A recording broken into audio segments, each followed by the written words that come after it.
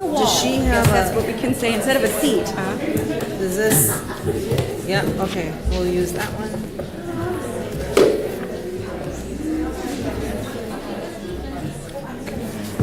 You ready for this? Oh, green? Yeah, so they had this presentation. Yeah, it's on now. I think. Yeah. It's on. Yeah, I think we're safe.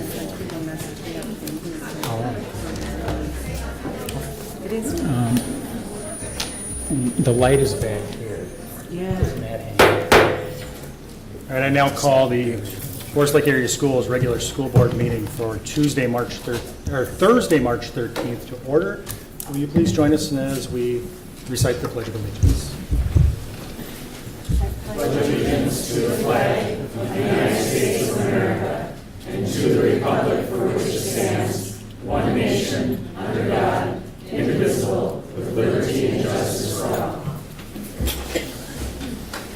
Thank you. Member Clerk, will you please take the roll call of attendance? Yes, I will.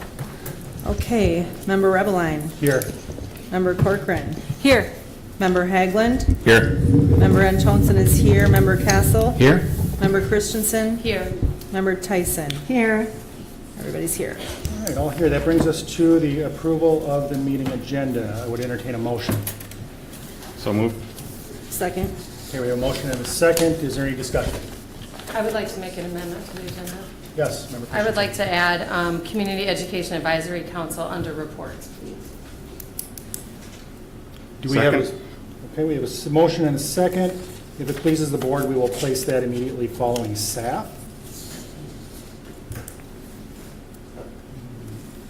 Is there any discussion on the amendment? All right, seeing none, all those in favor signify by saying aye. Aye. Aye. All those opposed? All right, we have 7 in favor. That brings us back to approval of the agenda. Is there any other discussion on the agenda? Point of order, Mr. Chair. Yes. Could we ask the viewing public to not come behind the board and stay in front of the table? I know that there's a lot of people here tonight and overflow is a little bit tricky, but Yes, I think that is reasonable. Is there a way we can make that happen? What would you suggest, Member Haglund? Yeah. that the viewing public just stay on that side of the tables.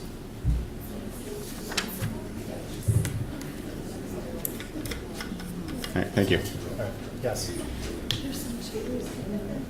Okay, thank you. Okay, that does bring us back to the agenda. Any other discussion on the agenda? All right, seeing none, all those in favor signify by saying aye. Aye. Those opposed? All right, the agenda is approved.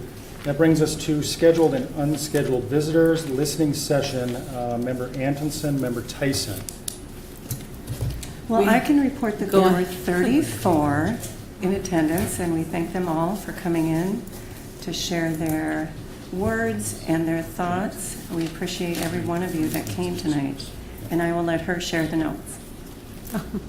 Well, there's kind of a lot of them because I take a lot of notes, but we talked a lot about the changes that people have seen with the new A&I plan.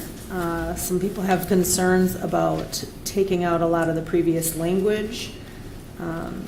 We talked about how we're going to mainly be focused on economic disparities and still trying to close the gaps with all students and bring up academic achievement across the board and really still keep focused on closing those gaps that happen with children and families from economic, what's the word? Somebody help me. Disparity. Disparity. And I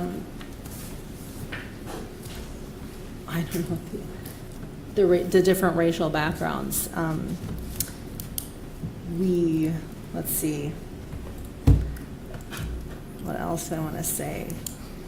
We'll be talking a lot about it here tonight too, so I think we can just, that was mainly it. And then the Teamsters here talking about their negotiations starting, and I just learned a lot about bus driver wages and their concerns. So, Good. thank you. All right, thank you, Member Tyson, Member Atkinson. That is Thank you. actually a wonderful segue into a question that I have for the board here. Typically during our green card session, we do require that an item be on the agenda in order for us to be addressed publicly. However, there was a misunderstanding with the Teamsters and they would like to address this tonight. So if it pleases the board and there is no objection, I would propose that we allow the Teamsters to speak to us this evening due to the misunderstanding and due to their overwhelming attendance this evening. Yeah. All right, seeing no objection to that, we will allow that this evening.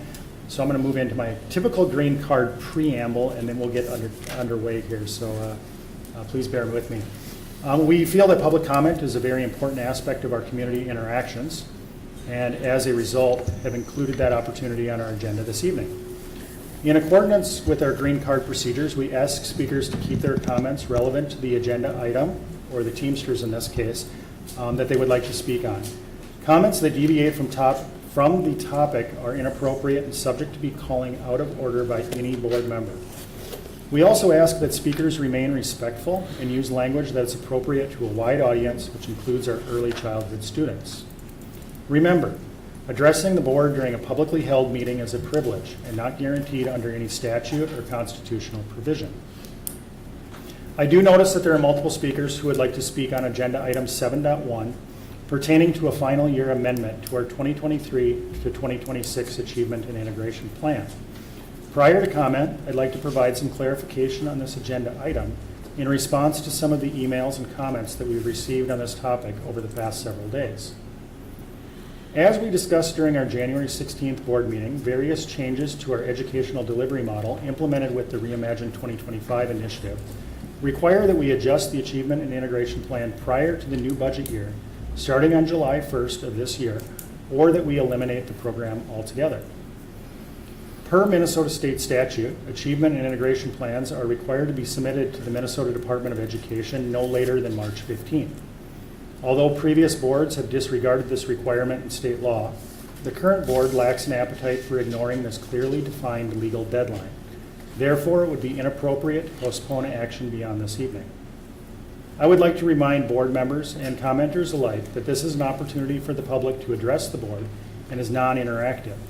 We request that everyone here tonight be respectful of commenters and refrain from making their own comments or applauding to help keep things moving. Commenters are given 3 minutes to speak. The clerk will give notification to speakers as their time is expiring, and the chair will strike the gavel once your time has expired. I have shuffled the deck of green cards and will call speakers by first name and last initial. In addition to the speaker, I will also specify who is on deck to speak in an effort to keep things moving. Please be ready when it is your turn. The one exception I made to shuffling the deck is I did group the Teamsters together as they assured me they would be brief. So we will start this evening with Darcy O. and Heather S. will be on deck.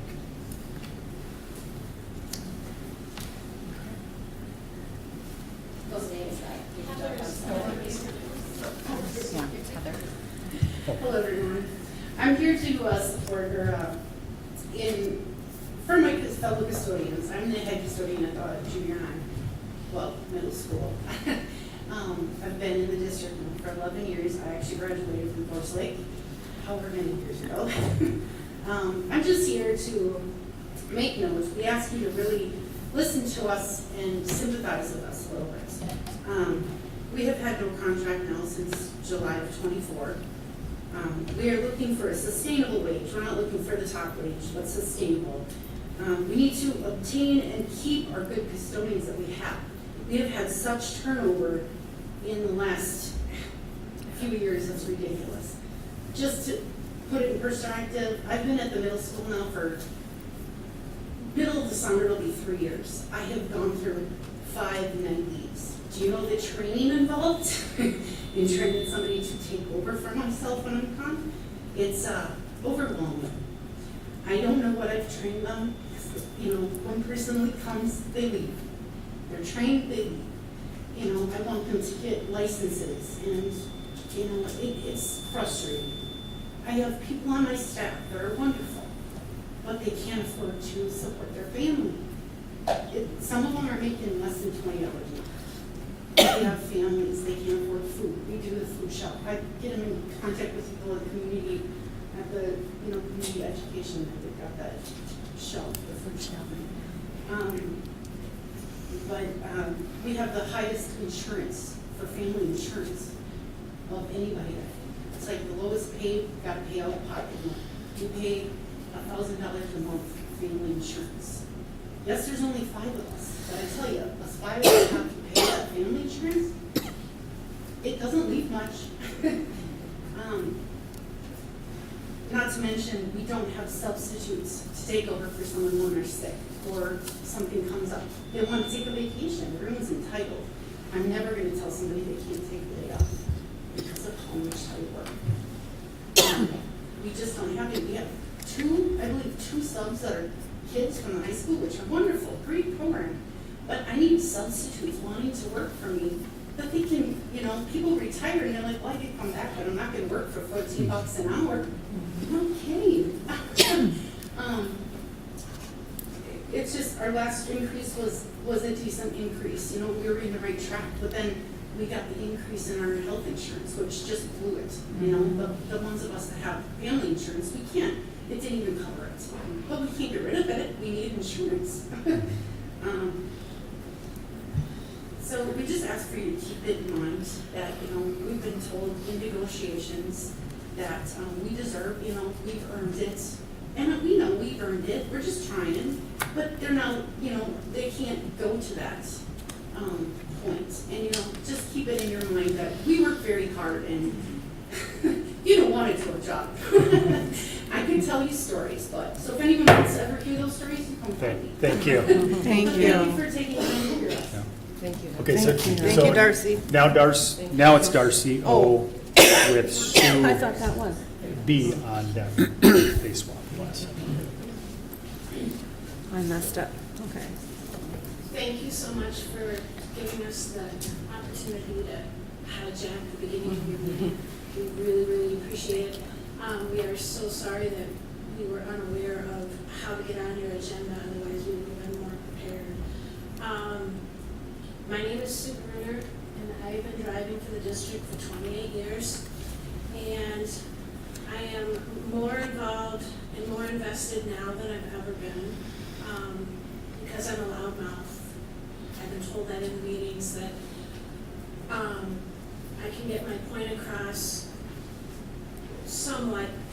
And I wanted to come tonight to speak to the board because we've been doing negotiations with Mr. Steve Massey, Dr. Massey, and 2 other ladies that we just want to bring it to the whole board's attention that we are negotiating and we need your help, we need the board's help, because they have mentioned that, they want to give us more, they would love to give us more, but they're not in a position to, and that you guys are in the position to say yay or nay. Like everyone else is saying, we don't want to be top. We just want to be somewhat competitive. We used to have 100 routes or over 100 routes. We're now at like 71. So we're supposedly losing students, therefore we're losing drivers. I mean, how many of you on the board have witnessed the cancellation of the routes about 2 years ago when the phone calls and the emails went out because we didn't have enough drivers? We are teetering right now. Our office staff drives every day. Mechanics, the office people, everyone that has a CDL is on a bus. And we're like one phone call away to canceling routes in the last couple months. So what they were saying in the listening session about training and having drivers move on, we're at 2287. And anywhere else, they start at 25, 26. And I don't want to go anywhere. I have no plans on it. I'm going to haunt you because we have our banter. I'm in the community. I love my job. And we just want to be recognized for what we do and help with the financial aspect of it. So there's heartache and we need help. So thank you so much for giving us the exception. Thank you. Thank you. Thank you. Now are we to Darcy? It's okay, I'll make you know. Okay. I'll just email it, thank you. Okay. I appreciate it. Thank you very much. That brings us to Claire L. and Vivian K. will be on deck.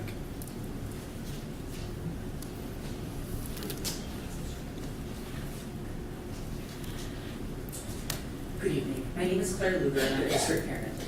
Thank you again for the opportunity to speak tonight about agenda item 7.1. First, many of you campaigned on transparency and accountability, and so if this agenda item was posted with 30 hours to read through and thoughtfully digest as a policy that directly supports the school district's mission to prepare and empower every student to thrive in and contribute to an ever-changing world, is tough. It's counterintuitive to me that this board would erode the trust of taxpayers and families in this community by delaying information rather than engaging in thoughtful and collaborative communication.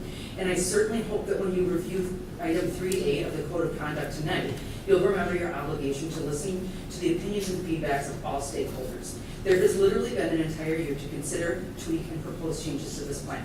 An A&I presentation was made in November and then again in January, so it strikes me as disingenuous to believe that there just hasn't been enough time to revise the goals without providing the community and school board members more than 30 hours to review it.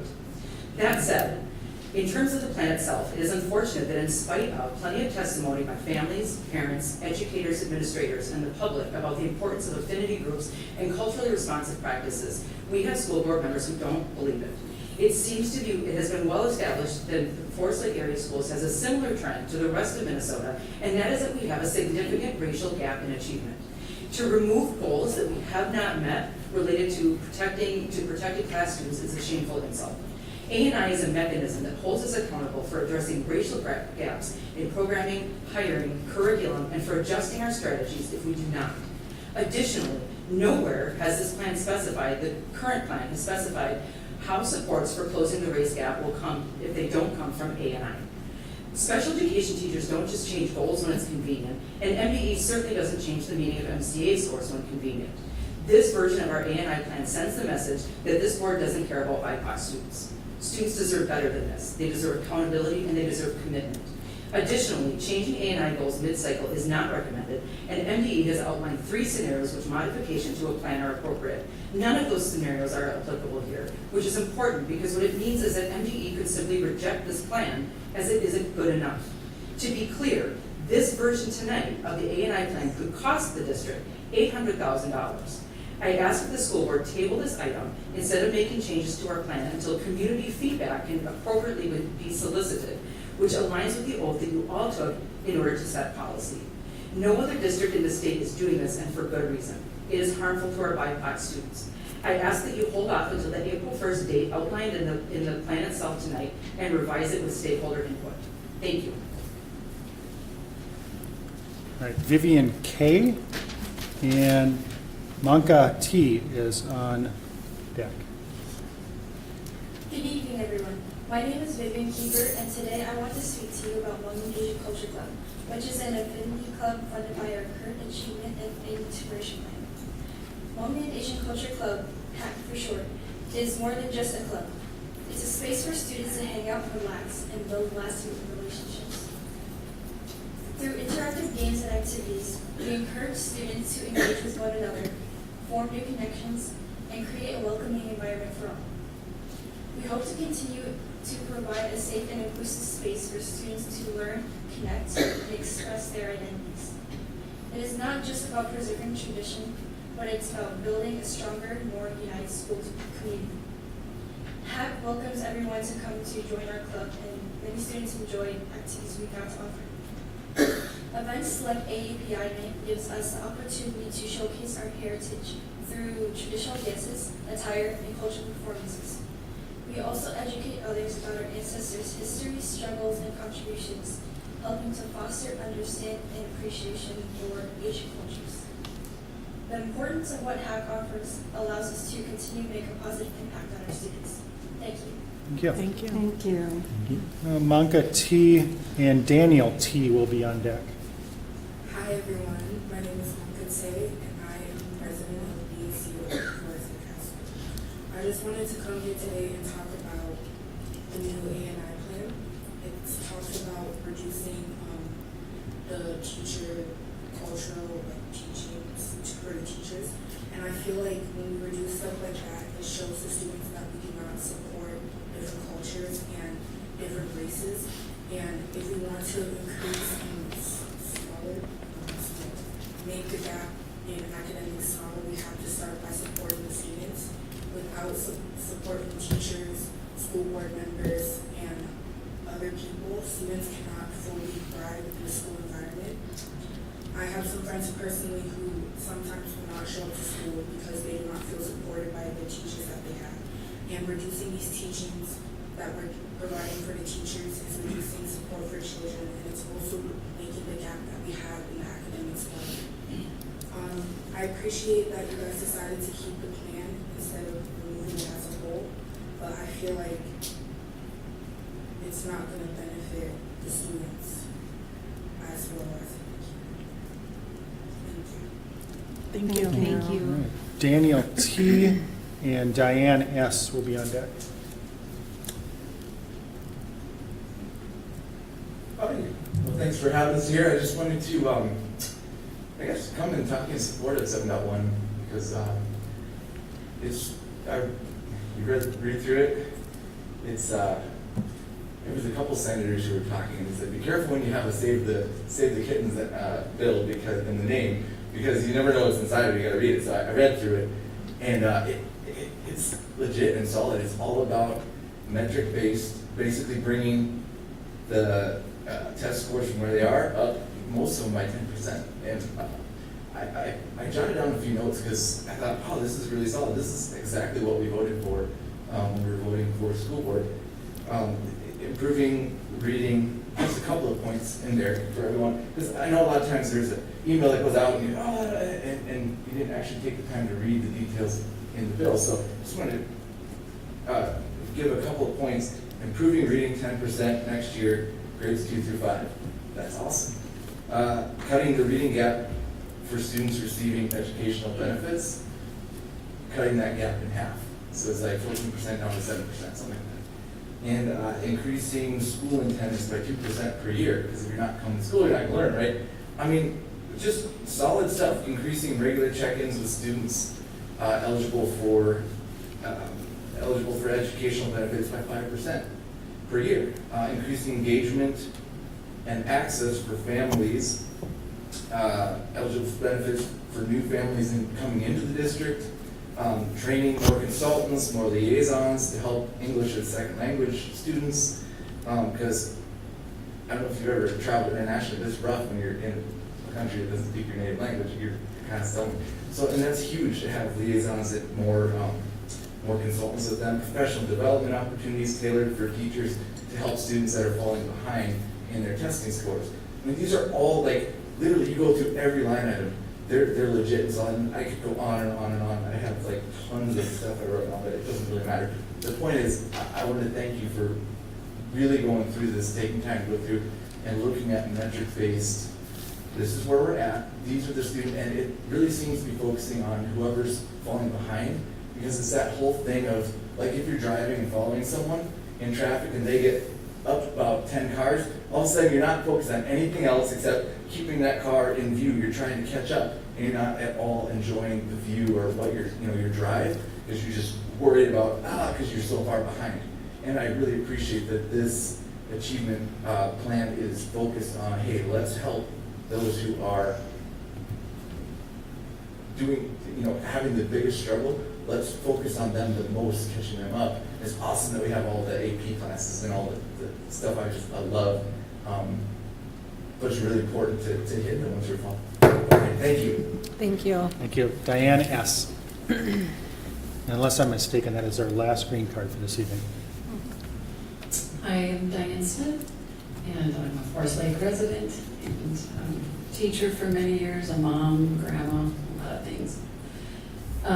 I have been so concerned when I see the scores so low for our students as far as reading. I don't know what that was about, Gail. I didn't say a word. Okay. it was your eyes. It is tragic what's happening in our schools where kids are not reading up to level.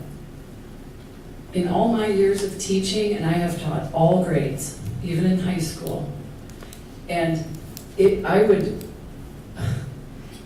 rather die than any kid not be able to read something so basic, and I'm not faulting any of you here. I'm just calling to the attention of the fact that this A&I program has been now, adjusted. Thank God. This is about achievement. This is why we go to school. We can have what you're calling affinity programs, and those are all absolutely excellent and encouraged and important. So that is important. That is not to take away from that. And in fact, all students have the ability to start a program, whatever it is you want other students to be a part of. Kids, take the helm. Start it. And no one here is going to say no to it. But during the school day, we have to get back to basics. And I am so appreciative and thank you for redoing this, taking out a lot of buzzwords that are ridiculous. One of them is still in there though. It's called underserved. I had to look that up. Underserved, do you understand that? It's on page 12. And it's not something you put in, it's something that was in there. Needy, depressed, bereft, run down, broke, destitute, underprivileged. I am insulted by that. To call our students underserved, there is not one underserved student, I would hope, at Forest Lake, anywhere. Never on my watch as a teacher, and I would hope not here. Because if we are calling students underserved, we are not doing our job. So, thank you, and I encourage the students to continue with affinity groups. I know there's a few students in here. I just wanted to give a quick tip. There's something called public achievement, and we did it at a school when I taught at St. Bernard's, and students were the ones in charge of the groups and things they were passionate about. So, public achievement, look into it, please, and thank you for listening to me. Thank you. All right, thank you. That concludes public comment this evening and brings us to agenda item 5 on reports. Do we have anything for workshops and conferences? All right, seeing none, we'll move to the City of Forest Lake. I have Member Christensen or Member Tyson who would like to report on that. Yes. Member Christensen? Yes, there were quite a few meetings since our last school board meeting. The City Council met on February 10th, February 24th, and March 10th. And I wrote down the highlights. Congressman Pete Stauber is going to have his Southern Field office at the City Hall, which is really exciting. He's moving it from Cambridge. And Ben De La Forest is going to be his constituent services person there. So if anyone wants to get a hold of the congressman, that's a way to do it. And I believe they haven't signed the lease yet, but his office will be there through the end of his term, which is January 2nd, 2027. And they said that it is not a campaign office. It's nonpartisan. If you have any concerns or issues or that kind of thing, it's not a political office. Kevin Miller, the new council member who took Mayor Roberts' last 2 years, he will be the new representative to the school board. Before I had said it was Hannah Valento, but now it's changed. And the new city administrator, Mark Statz, I'm not sure how to pronounce that, he started February 18th. So that was kind of the highlights. All right. Member Tyson, do you have anything to add? No, just she mentioned that our liaison is the wonderful new council member, and it's not Hannah Valento. She is expecting, so they switched that role. So thank you. All right, that brings us to MSBA. Member Tyson. Yes, we had MSBA and MASAs, the Minnesota Association of Administrators, a joint day of advocacy on Monday. So if you remember, on January 8th, we had our platform and we approved it. So my district director report will come out tomorrow, so I won't go into a lot of that detail. But I do want to touch on the items that we had on our platform. So I did stop, and the beauty of this Advocacy Day, and we all know that our collective voices together mean so much. And we have to remember that it's the responsibility of all school board members to advocate for their districts at the Capitol because they want to hear from us. They want to hear our needs. No two districts are the same. So anyway, the beauty of MSBA, they hired a company, so all of our appointments were set up ahead of time. So I started out going over to the Senate chambers to meet with Senator Karen Housley. She's on our transportation bill. It had a hearing with Josiah, Superintendent, what's his last name? Hill. From Stillwater, and Representative Hill, and then of course Representative Patty Anderson. So we are moving along with that. We know that we're still looking to increase that sparsity funding because we still pay $500,000 out of our general fund to run our buses. And that's a huge deficit. We've been carrying that burden in deficit in funding our buses for many years. We're chipping away at getting it down, but that's a high amount. That's still very high. So I wasn't able to talk to Karen, Senator Housley, but I sent her a note. I wanted to thank her because we know that the general education formula has already been adjusted to inflation. So we want to be very grateful and mindful that they've already done that. We are still asking for the 3% like it said on our platform from January 8th. But we know that budget targets aren't set in the Senate and the House. There's a lot of uncertainty with what's going on with the federal government. So there's not a lot of money, as we know that the deficit in the budget, there's not as much money. They're saying that the budget has got less money in it. So the next thing I had is we had a panel discussion, and the chair of the Senate Finance Committee, Mary Kunish, was the senator leading the panel discussion. A lot of good things that bubbled up about that were direct certification and how, and compensatory aid, how direct certification, more dollars are going out than are coming in. So one thing that's being discussed is adding in the paperwork that we all remember to supplement that. We also talked about summer unemployment and ESST, and they know that there most likely won't be a repeal, but there maybe will be a delay.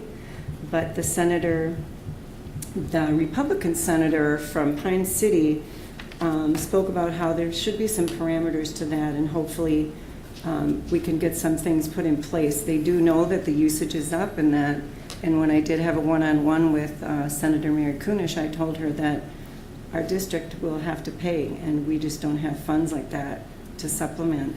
So they're working on it, and they're aware of it. Lastly, I met in the afternoon with the full school board from Centennial.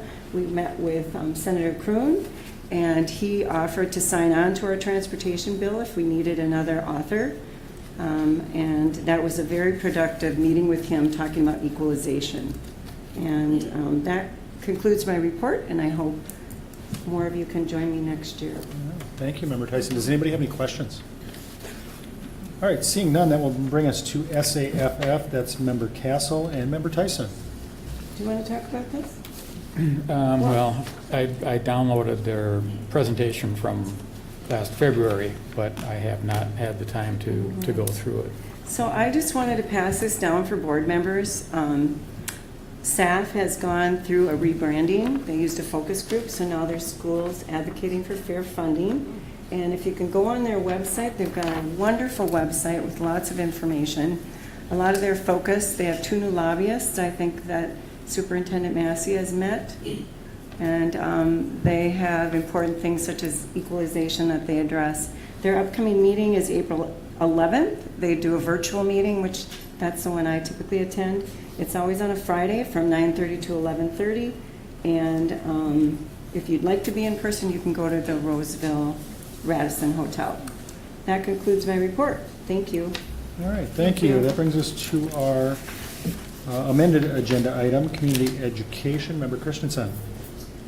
Yes, the Community Education Advisory Council met on February 17th, and the main topic was the new athletics and facilities coordinator, Jay Ekman, who's also the new head boys hockey coach. So he talked about, he did a presentation, a thorough presentation on all the different sports registrations and the youth sports and basketball. I wrote down a lot of stuff, but so he hit on a lot of that. And the new spring catalog should be out soon.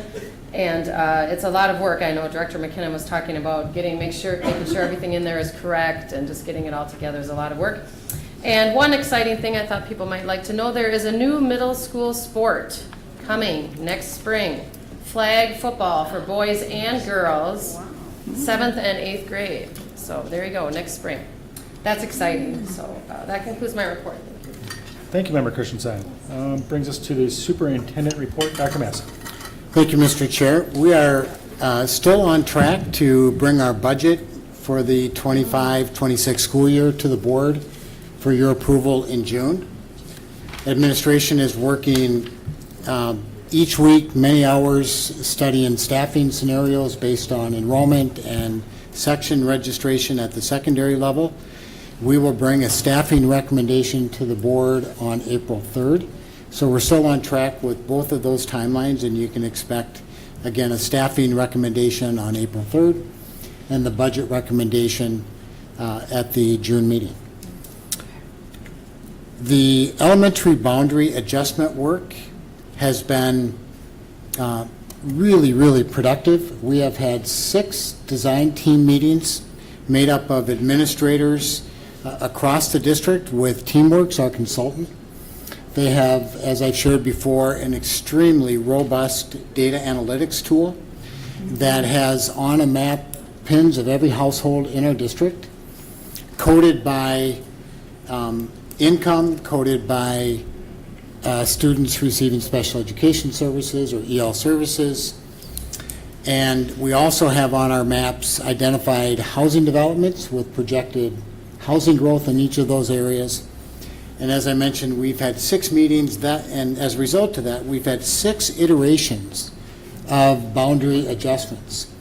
Some throw us further out of whack in terms of boundary or adjustments and enrollment. Some get us closer. We've had 1 meeting with our parent community staff input team. That took place on Monday evening from 4 to 6 p.m.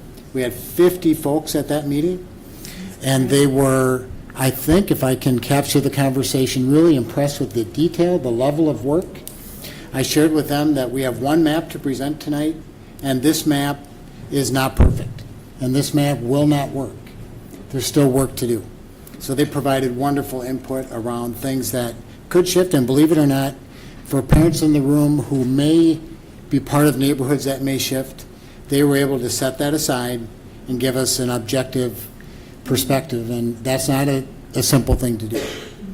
So some really impressive work there, and we are still on track to bring a boundary adjustment recommendation to the board at the May 1st or May 3rd school board meeting. The Reimagine work, it seems like such a long time ago that we set in motion the movement of 6th grade to the middle school and the consolidation of Forest Lake Elementary and Forest View. We are still moving forward in a really positive way for those pieces. The principals at Forest Lake Elementary, Principal Stegmeyer, Principal Ernest at Forest View have been working with teams preparing for grades K through 5 at Forest View. So some exciting development there. And Principal Jason Miller and the middle school staff have had open house and registration and music selection for 5th grade families, moving next year as 6th graders to the middle school. So some exciting work and some exciting development there. Lastly, to piggyback Member Tyson's work around the legislature, specifically the legislature got their budgetary update, and they will have a $465 million surplus for this upcoming biennium.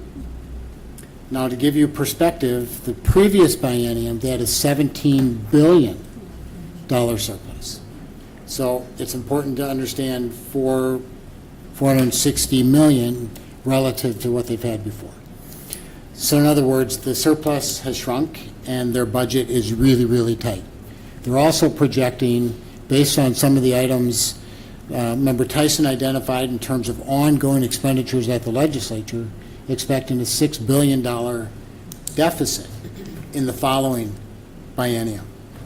So for us to expect a significant infusion of revenue or funds from the state, I think would be an unlofty expectation. We do have our per pupil funding set for next year. That's tied to the CPI Consumer Price Index. That is set for next year at 2.76%. So that is locked in, and that means we can now work our budget and build our budget. Prior to that being tied to inflation, we would have to wait for the legislature to finish their work, which means we wouldn't get our core essential funding figures until May, June, or even after that. So very, very helpful. And as Member Tyson mentioned, our transportation sparsity bill is still alive. That's about a $40 million cost to the state. That is not a handout. That is not an ask. That is asking the state to fund transportation fairly versus the unfair mechanisms and formula that they're currently working with. Again, I think we have to be realistic with the limited funds. I'm not overly optimistic, but we're going to continue to advocate for that fair legislation. And that concludes my report. All right, thank you, Dr. Massey. Does anybody have any questions for Dr. Massey on the items in his report? All right, seeing none, that will move us to the consent agenda. Does anybody have any items they would like to pull from the consent agenda? Member Tyson.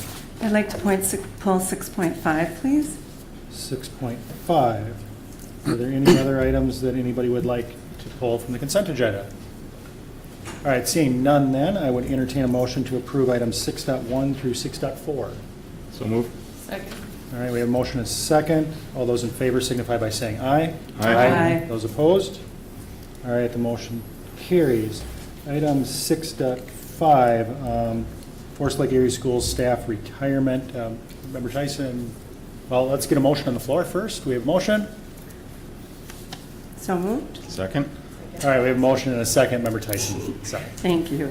Well, I'd like to recognize two longstanding employees that are retiring from Scandy Elementary. Lori Bauer, she was my daughter's speech and language therapist, and thanks to her expertise, we found out that she had a medical issue in her larynx. So she was just an amazing therapist, and when I think of all the students that have passed through her hands and had her wonderful expertise and caring ways, I'm just so thoughtful and thankful for her, and I definitely wish her a wonderful retirement.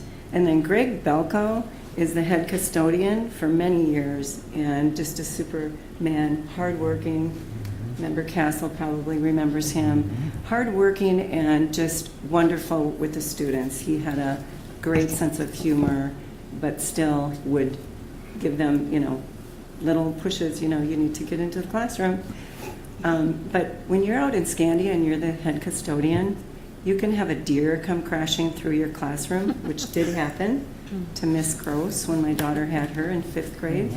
So they cover a lot, they wear a lot of hats, and they do an amazing job. So I wish them both a wonderful retirement, and I'm so grateful and thankful that I knew them and have known them for all these years. So thank you. All right, thank you, Member Tyson. Member Christensen. I would just like to add, working at Scandia myself, I've known both these people for a long time. Mrs. Bauer is wonderful, and she has such a calming mannerism, and she's a wonderful person. And Mr. Belko, I work with him every single day. He's always in the cafeteria helping the kids, and they just love him. He's funny. He has his little handshakes and jokes. And some of the little kindergartners used to call him Mr. Velcro because they couldn't say it. So he's a great guy, and he's really going to be missed. He's really an institution over there, which I know at some of the other schools, some of the custodians are institutions there too. So we're really grateful. In fact, Heather, the first custodian that spoke, she used to work at Scandia. So we're very appreciative of all of our custodians and all the hard work that they have to do and all the different things that come at them throughout the day. Really, anything could happen. So we're very appreciative. And 43 years of service between the two of them, and so we wish them each a wonderful retirement. So thank you. All right, yeah. Any other comments? All right, seeing none, all those in favor signify by saying aye. Aye. Those opposed? Motion carries. brings us to action item 7.1, Achievement and Integration Report. Dr. Massey. Thank you, Mr. Chair. In just a minute, I'll ask Director J.P. Jacobson to walk us through a summary as we pull him out of our sound booth here to provide this update. But I'd like to provide a little bit of background before I turn it over to Director Jacobson. At the January 16th school board meeting, administration was directed to work with MDE to amend the 23-26 Achievement and Integration Plan. In an effort to meet the chair's directive and preserve this important plan, as you will see, the plan has been amended. The plan now focuses on closing achievement gaps specifically for students who qualify for educational benefits or free and reduced price lunch. While this is an articulated focus of the revised goals of the plan, the district remains deeply committed to meeting the learning needs of all students. Closing achievement gaps where they exist in our school district is of chief concern, and we will work tirelessly to ensure that every student has an equal opportunity to thrive and succeed. The purpose of the Achievement and Integration A&I program, as stated by the Minnesota Department of Education, is to pursue racial and economic integration, increase student achievement, create equitable educational opportunities, and reduce academic disparities based on students' diverse racial, ethnic, and economic backgrounds in Minnesota public schools. The district's Achievement and Integration Plan was first established in the 2011-2012 school year, and the action items before you is administration's recommendation for you to approve the amendments to the fifth three-year plan, A&I plan. The previous plans have been unanimously supported by each of the previous boards that approved those plans. The plan before you is aligned with the 2020-2025 Forest Lake Area Schools strategic plan that was developed with input from over 200 community members and a committee of 42 community members, including parents, students, community members, and staff. As you consider the amendments to this plan, you will see the three goal areas and strategies along with the key indicators for each of these goals. Ultimately, the goals and objectives of this plan are to raise student achievement for all students by utilizing these additional resources to provide added support for individuals who are falling behind and to provide more equitable access to rigorous learning opportunities and support to succeed in these advanced learning opportunities. Key elements and components of the plan include, first of all, the plan, again, is aligned with the district's strategic plan.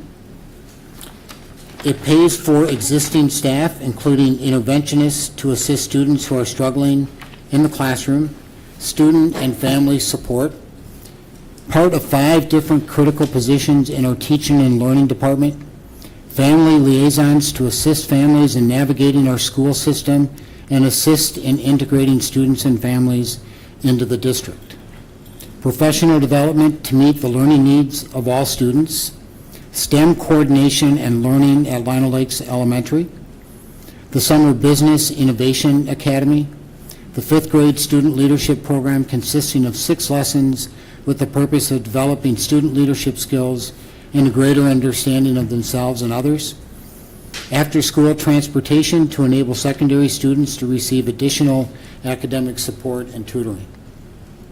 In summary, the Achievement and Integration Plan before you has a long history of providing important services and resources for students, especially those who may need additional support and resources to achieve at their fullest potential and to fully access opportunities within our system. The funds and resources identified in this plan are additive rather than meaning that the plan allows us to provide more support and resources rather than spread existing resources more broadly when some students may need additional support. So with that, I would ask Director Jacobson to kind of walk us into some plan details. Good evening. Chair Ribeline, members of the board, Dr. Maskey, thank you for having me back tonight. It was just about 2 months ago where I was standing in the same position, and I was talking through an overview of what achievement and integration is and what its history has been in our school district. As Dr. Maskey had mentioned a moment ago at that meeting, we were directed to go back, work with MDE on developing an amended plan. And what I'm going to try to do is lay out some of the high-level goals and then the activities that are be folded into our amended plan. If you allow me to just do, again, a little bit of an overview of achievement integration, a little bit beyond what Dr. Massey just had shared, because it's been a couple of months. And there might be new people here or watching, is achievement integration isn't a grant or a program by itself. It is a revenue source that school districts can access through Minnesota statute. And school districts, as Dr. Massey mentioned, in an additive sort of way, can bring new resources, additional resources into the school district. But these resources needed to assist that school or that school district in achieving three different initiatives. One, to identify any sort of trends in your data that point to certain groups of students either accessing programs at a lower rate or achieving at a lower rate, and then doing something about that. We should be curious about our data, and if our data is telling us that groups of students, whatever that group is historically or over time, or trends to not access certain programs, not graduate in a 4-year window, not achieve on certain tests, we should own that, and we should do something about it. And these are additive resources to assist us in doing this. Achievement integration, that second word is a big part of what it's about. Making sure that every student that lives in our community feels fully integrated into our school environment. They see themselves as part of our school, and their school as theirs. And so using these resources to create opportunities for schools to do new and really valuable or effective ways to do that. And then making sure that all students, every student who sits in a desk in our school district or walks down our halls has access to teachers who are interested in them, they are effective, and these teachers, as was mentioned earlier by one of our student speakers, have their own professional learning that around how do I make sure I can make a connection with a student regardless of their background. And we know that in any organization, what's most important, you keep out in front of your people. You don't just say it once or you put it on one agenda and move on and assume that we talked about it. What you need to do is you need to keep in front of your people. So we keep circling back to this because it's critically important. As mentioned earlier, we are in the midst of a 3-year achievement integration plan. We're wrapping up year 2 of our 3-year plan. And what we're doing here tonight is presenting the amended plan for year 3, starting this July going into the next academic school year. When we take a look at our goals, we have 3 goals, though the first one is pretty comprehensive around that gap reduction piece. And the goals are focusing primarily on raising the level of achievement for all students, and then in terms of a gap reduction, those students who qualify for educational benefits. And again, when we say educational benefits, for those who that term might be new to, in the past we referred to as free research, or students who come from families or households that have less financial resources. We want to close the achievement gap between those students and students who don't qualify for educational benefits. Students who come from families or households who do have more financial resources. And doing that both at the elementary level and at the middle level as well. We have a goal there around raising the level of achievement in math and science for the students at our STEM school in our school district, that being Lionel Lakes Elementary School. And then we have a goal around raising the level, or actually reducing the gap in graduation rates, a 4-year graduation rate between those, again, who qualify for educational benefits and those who don't qualify. We've got 2 goals around integration. One of the things that we have long done within our plan is provide for a leadership experience at what we see as kind of a pivotal year in our school system, as students really go from being elementary students to maybe a middle level, into that middle level. We do some really impressive things at our middle school, and then of course we've got our employability skills at the high school that we spend quite a bit of time on. What we have done is we've worked on growing the leadership skills of our 5th graders as part of our 5th grade leadership program. Acknowledging that when students feel confident about who they are, they feel like they're leaders and owners of their school system and their classroom, they're going to learn and achieve at a higher rate, and they're going to make connections with others. So we would like to continue to do that within this plan, and measure that, and we're layering in a new experience within this new plan called Junior Achievement BizTown. And that is a program that spends time and resources on connecting with the leadership components that we've already worked on in the past, but layering in some personal money management, financial wherewithal learning, as well as ending in an experience, a simulation down at BizTown, where students get to run a small economy, run a bank, a travel company, local government, these sorts of things. And we would, again, and that goal would then be measuring students' self-perceptions as they come out of those experiences, and how they feel like they have grown in these key areas. We also know that we want to integrate our students, and we have really made some great strides in this area, into all of our most rigorous courses of study within our school district. And in a high school level, it isn't only this, but one way to look at this is those students in our system who take college credit-bearing courses when they're with us. And we would continue to work on this goal. This is a carryover goal, focus on educational benefits here. And students taking college credit-bearing courses, enrolling in those courses, and then staying and earning a credit in those courses.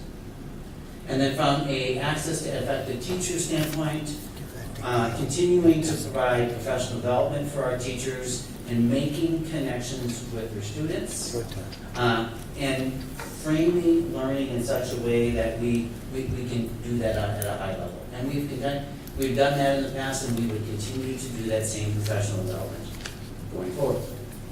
When we talk about activities, here are some of the activities, high-level activities that we would be focusing on within this amended plan next year.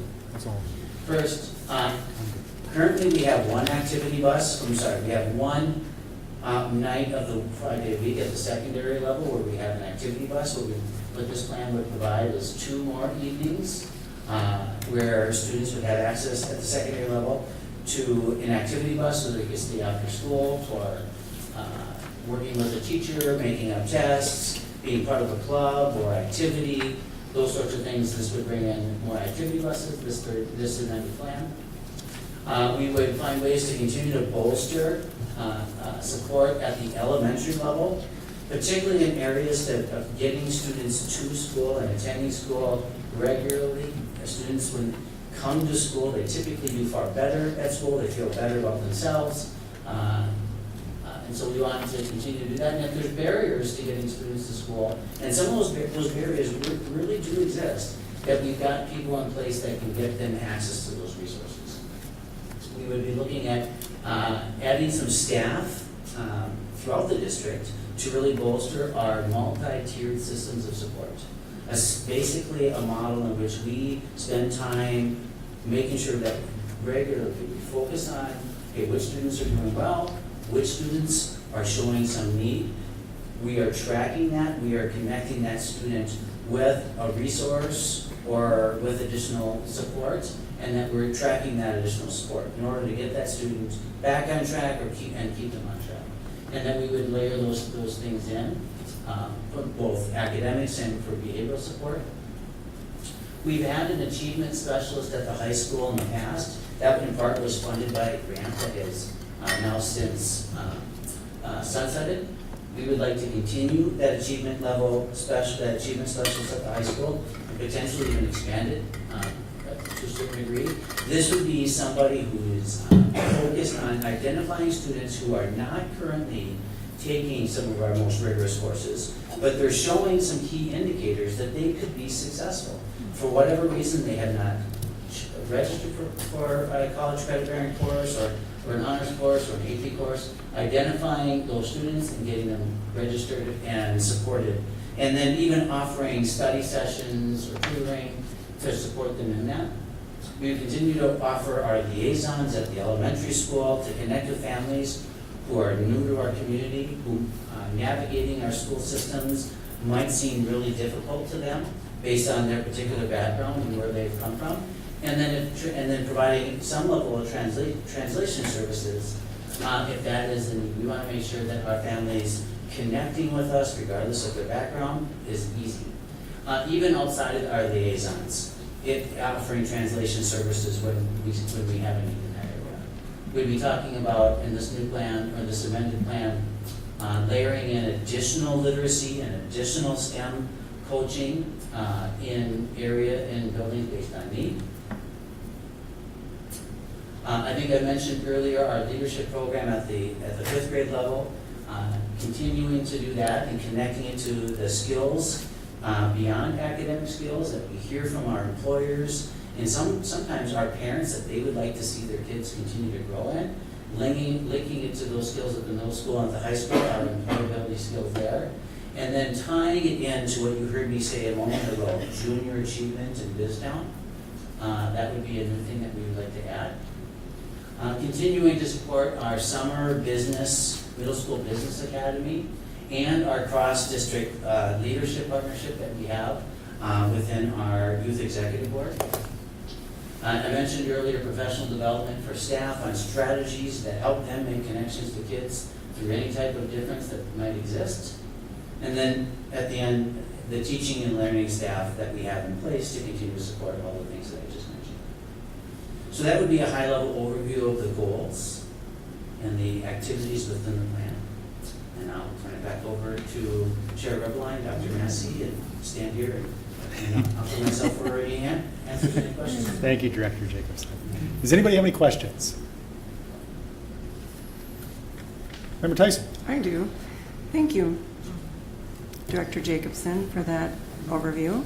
We've done it several times. I have a question regarding, we've had MTSS for a long, long time, the multi-tiered interventions of support. And that's part of the READ Act, which was mandated in July of 2025. So how can you describe how MTSS is having more of an influence in this plan?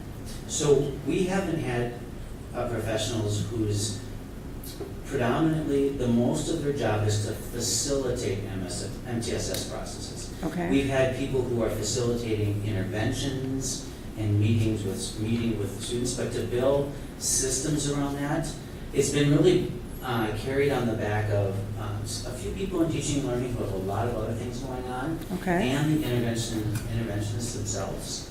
Okay. So we would be creating some people who would really try to lift this up and even expand it in a way that's more consistent across our elementary schools. We've got great things happening in different elementaries.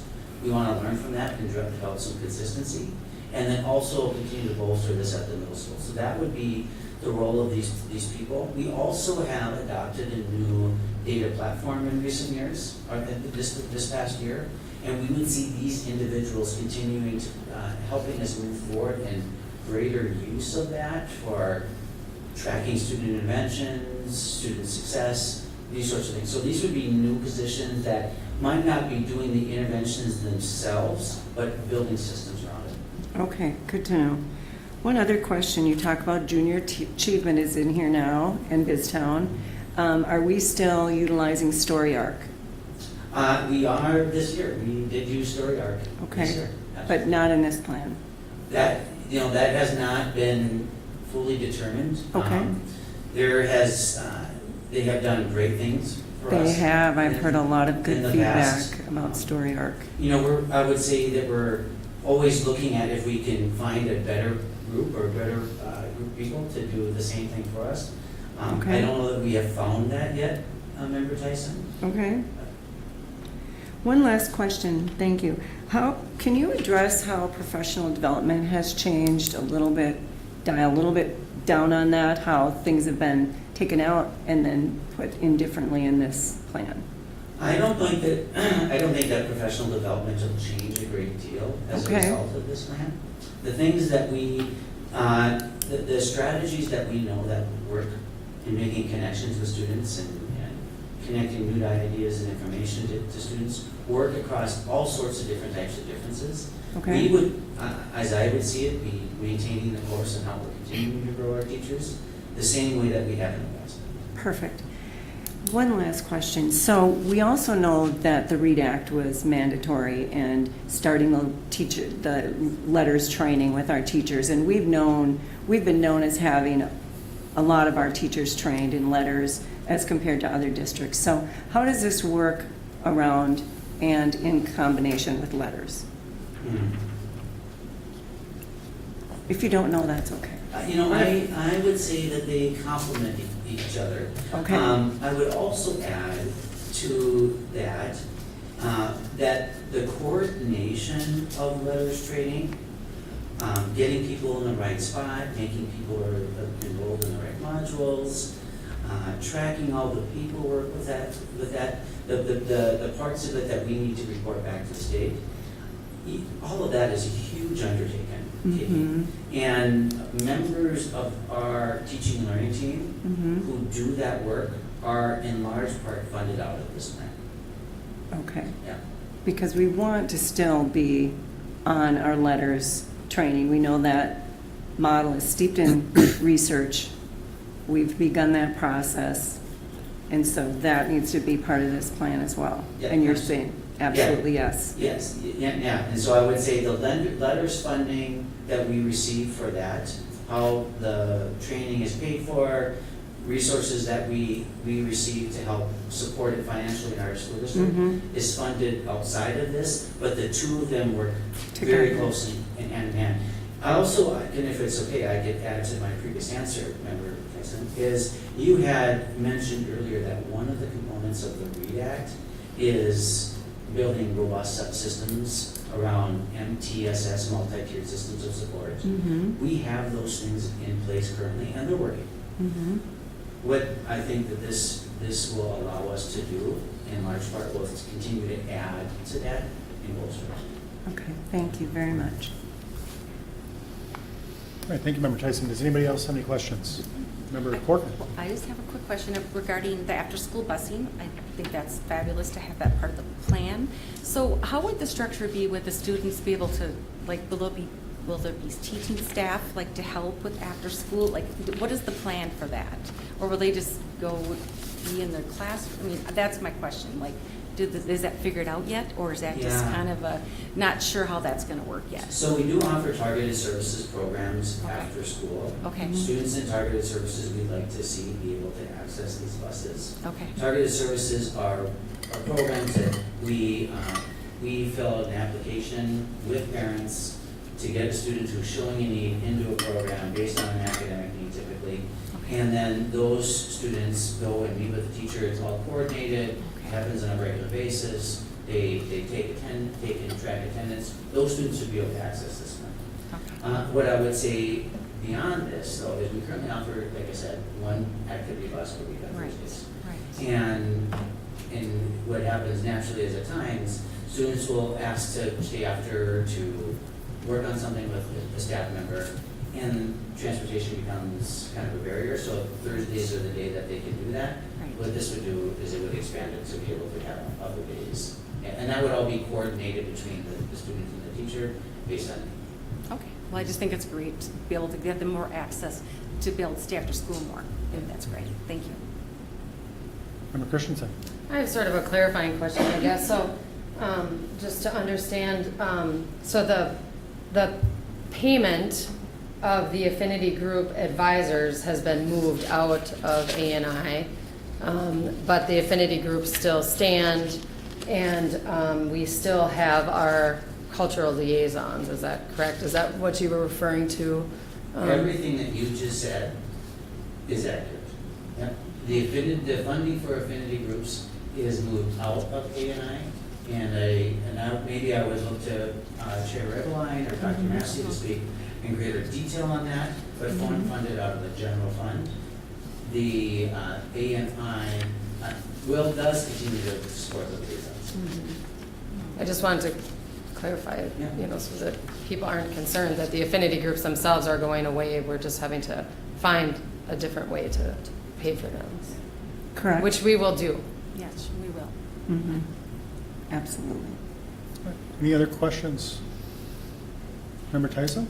I apologize, I forgot one question. So we are a multi-district collaboration with these other districts. Are you aware of any of them intervening in the middle of a cycle and changing their plans? I would not know the answer Okay. to that question. I am not aware, though. Okay. I guess I would add to, or maybe in response to the question, every year plans get amended, maybe not to this scale, but MD is accustomed to getting requests for modifications to plans, seeking their approval for adjustments to plans. Ours would be more wholesale or more large scale than they're probably typically used to, but we've been in conversation with MDE regarding the changes that we're presenting here tonight, and they would anticipate receiving those should they be approved. Yeah, and I just was curious if there was one of our districts that we partner with, if they did a big change, if MDE accepted it. So that's why I was asking that Yeah, question. fair question. Thank you. Yeah. Any other questions? No, I just. Just Go ahead. a comment. I just wanted to thank you for all your work. I know you put a lot of time into this, and I'd really like to see that we are doubling down and focusing on achievement for all students. As Member Corcoran said there about having the activity buses, I'm hoping that's really going to help students that are struggling or falling behind, that those barriers of being able to get home are going to help them stay on course or catch up. And then the fact that you wrote this to focus on the educational disparity in looking at things, that's the largest disparity in the district, am I right? Is those that are struggling economically? In some measurements. So when we looked at this a couple of months ago at the January meeting, I think, Member Hagelin, you were referring to when students access some of our most rigorous courses, or CTE and EP courses at our high school level, we have done a really good job of not eliminating but closing the gaps between racial groups in access to those courses. We have greater work to do between students of financial disparity. So in that particular area. So I like these changes and hoping this will help all students. So thank you. I just want to say Any other thank you. questions? You've already answered all my questions, so appreciate your time. I just want to echo the same Member thing. Corcoran? Yeah, I just want to echo thanking the administration and, just for all the hard work that went into all these changes. It was a lot of work, so thank you. Member Christensen? Am I able to just make a comment? Absolutely. Yeah. I just wanted to make a comment. I, again, appreciate Mr. Jacobson and Dr. Massey and others who put a lot of time into this. A lot of it happened over spring break, so I appreciate that. And I do just want to mention just a couple of things. I'm just kind of concerned overall about this theory of sort of like a zero-sum game. Like if one group gets something, then surely we must be taking it away from another group. And I just don't think, that's a mindset that some people have, that's fine. But I think that this plan, as Dr. Massey said, is additive. It's not subtract. The ANI group, the ANI plan that we supported this last go-around and the go-arounds before that, these are additive things. We're not taking away from other groups. So I don't, that's obviously a discussion for another day. If I knew how to solve that, that would be a good thing, but I don't. So just concerned about sort of the zero-sum game. If we give to someone, we must surely be taking away from someone else. I don't think that's true. I do want to focus a little bit on the positivity with this change. I know some people are very disappointed in some of the changes, but I do feel like, many of us fully supported the previous plan. And after a lot of consideration, I think this is the plan we have, and I will be supporting it. And then I brought up the point with the affinity groups, which still continue, as I said, and we will find new ways to finance that. And so I will be supporting this plan sort of after a lot of thought. I do appreciate that we were able to make these changes and that the plan is still able to exist. So I do appreciate that. Thank you. All right, do we have any other questions? Member Christensen, we appreciate the acknowledgement for the work, but I think we'd be remiss if we didn't recognize the work that Teaching and Learning Coordinator Brad Ward also put into this plan. Yes. And Member Tyson? Are we commenting now, or do we I want to think you make need a motion on the Yeah, table. we'll wait till we have a motion. This Yeah. is more for staff Yes. interaction. I'm going to wait. All right, any other questions? All right, seeing no questions, I'd like to propose a motion to approve the proposed amended plan for the 2025 to 2026 plan year, which, effective July 1st, 2025, will essentially rescind the April 2023 approval of the prior plan for years 2025 through 2026. So moved. Second. Motion and a second. All right, we have a motion and a second. Any comments or any discussion?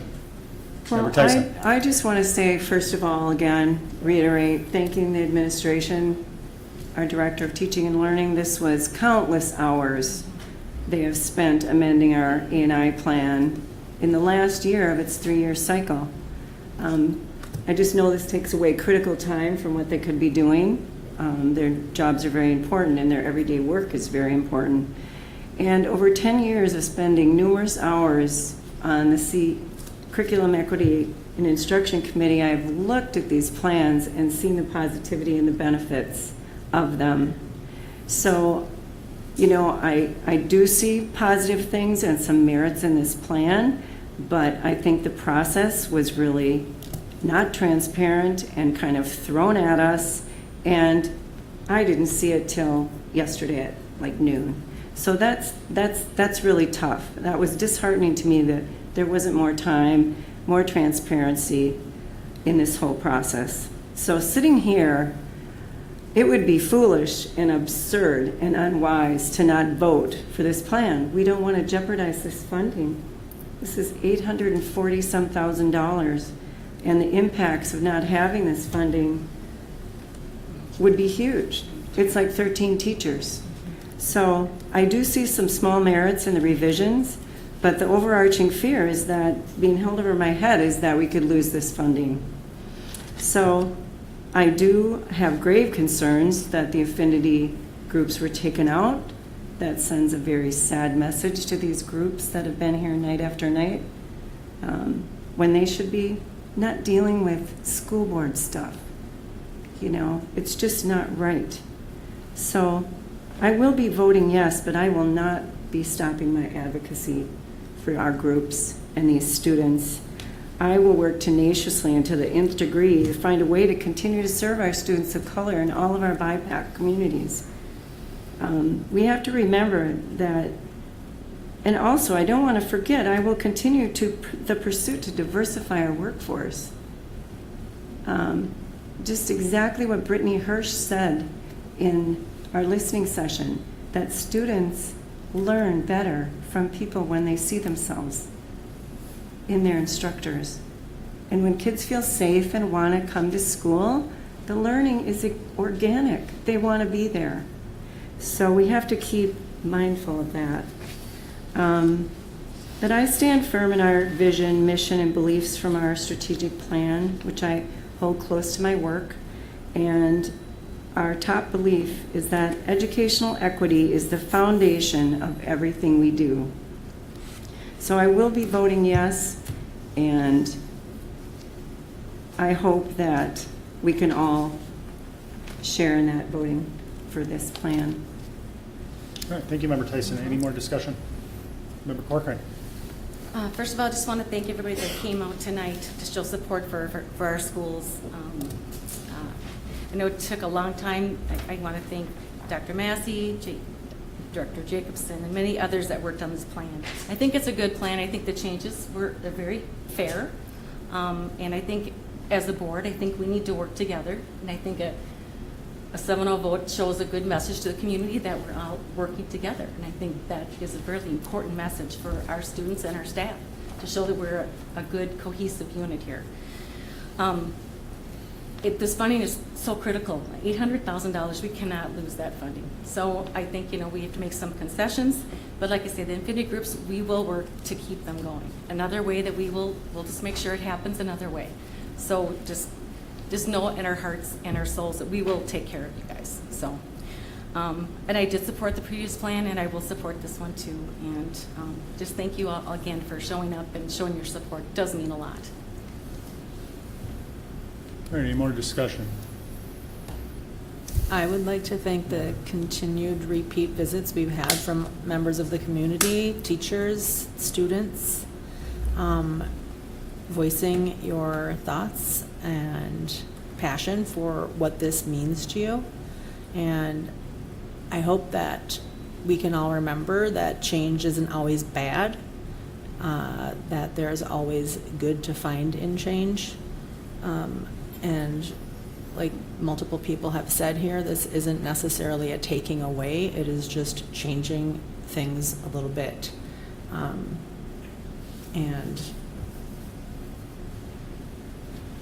I would say 6 months ago, I was really kind of put off by affinity groups in general. And students showing up and teachers talking about how positive they are has changed that thought process some.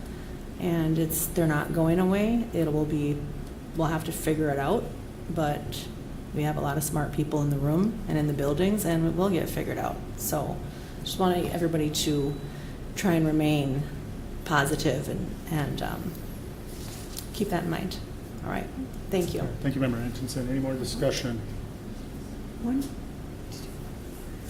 Member Tyson? I would like to ask, since this has come up to me and in the listening session, if either the member chair or the member vice chair would speak to, why you wanted to make these revisions.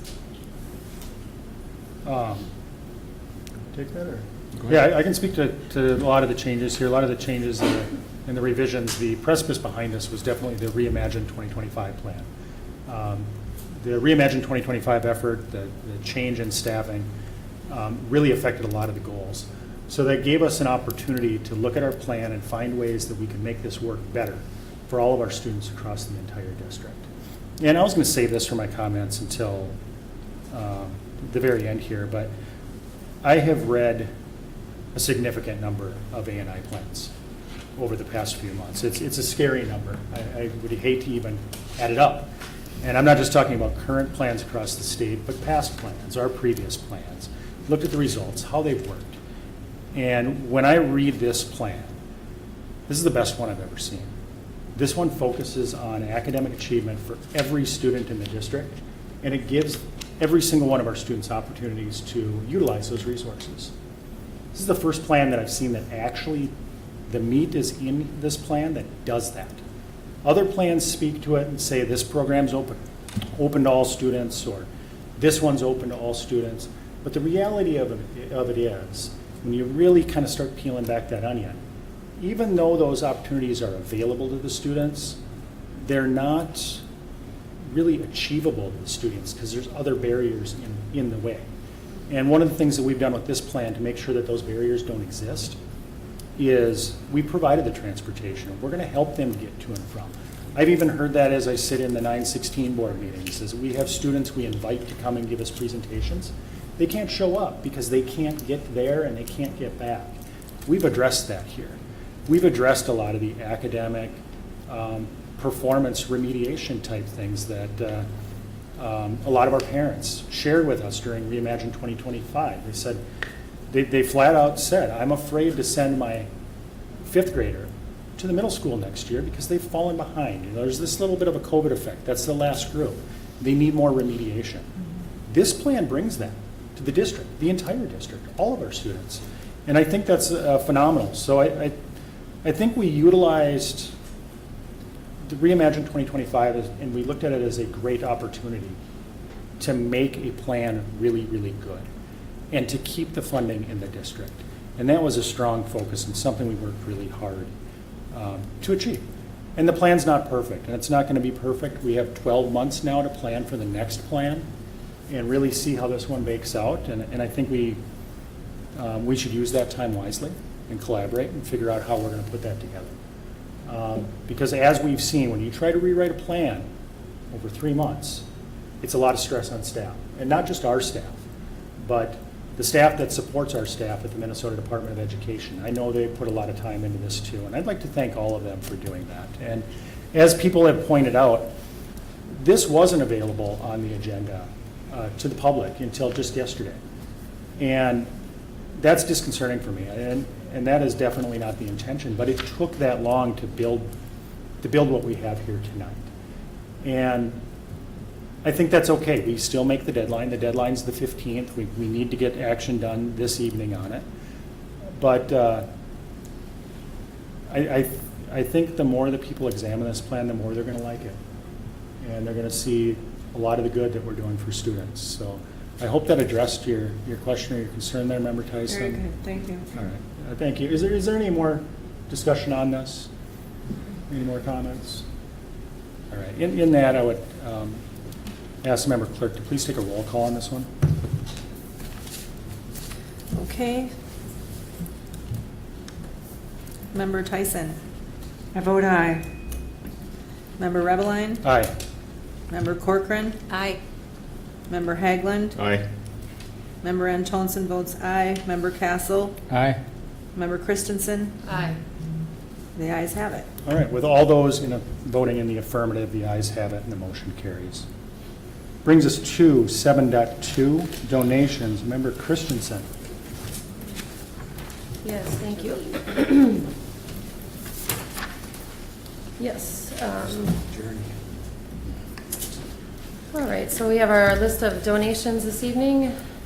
$1,612.98 from the Lino Lakes Elementary PTO for 3 recovery carts for student wellness, $751.71 from Mark Castle to the Forest Lake Area Schools Teaching and Learning Department, $500 from Bell Bank for the Knowledge Bowl activities at the high school, $334.14 from Mark Castle, again for the Forest Lake Area Schools Teaching and Learning Department, $100 from the Hugo American Legion Post 625 for FFA Chapter Student Organization into their account, $40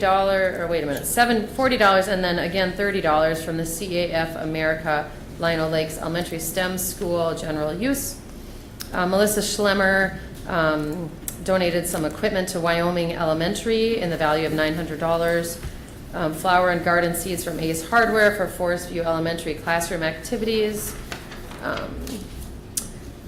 And the rest is all for Forest Lake Ranger Camp. So I'm just going to list the donation and the donor. $971 from Dana Anderson from Polaris Foundation, $500 from Rockhauser Morey Chevrolet, another $500 Rockhauser Morey Chevrolet, $500 from Hannah Height Embrace Orthodontics, $500 AmeriCorps Aviation, $500 Maplewood Homes, $110 from Shop Nanya in town here, $100 Mary Malozzi, $100 from Roberts Family Funeral Home, $100 Dennis Gerhardt, and $100 from Bill and Jill Shamrock, all for the Ranger Space Camp, for a total donation of goods and services of $7,349.83, and I move that we approve these donations with gratitude.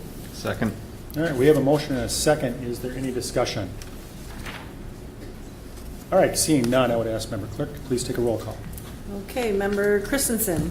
Aye. Member Tyson. Aye. Member Rebeline. Aye. Member Corcoran. Aye. Member Haglund. Aye. Member Antonsen votes aye. Member Castle. Abstain. Okay. Oh, yeah. All right, motion carries. Brings us to action item 7.3, tobacco-free environment, possession and use of tobacco, tobacco-related devices, and electronic delivery devices, vaping, awareness, and prevention, instruction policy number 427. Dr. Massey. The purpose of this policy is to maintain a learning and working environment that is tobacco-free and in compliance with the 2023 Minnesota statute updates and changes. we're recommending an update to this policy, and that would be under Section 4, Item C. I'll just read it because it's brief. An American Indian student or staff member may use tobacco, sage, sweetgrass, or cedar to conduct individual or group smudging in public schools. The process for conducting smudging is determined by the building or site administrator. Smudging must be conducted under the direct supervision of an appropriate staff member as determined by the building or site administrator. Administration would recommend your approval with that change. All right, I would entertain a motion to approve. Move to approve. Second. All right, we have a motion and a second. Any discussion? All right, seeing none, all those in favor signify by saying aye. Aye. Those opposed? All right, motion carries. 7.4, enrollment of non-resident students, policy 503. Dr. Massey. The school district desires to participate in the enrollment options program established under Minnesota Statute 124D.03. This policy sets forth the application and exclusion procedures used by the school district in making this determination. You'll see updated language on page 2 of the plan under Section 2, Item B, which pertains to reporting requirements to MDE when there are exclusions, as well as language regarding preschool students with disabilities, and then some clarification notes on the second page. With those changes and additions, administration recommends your approval.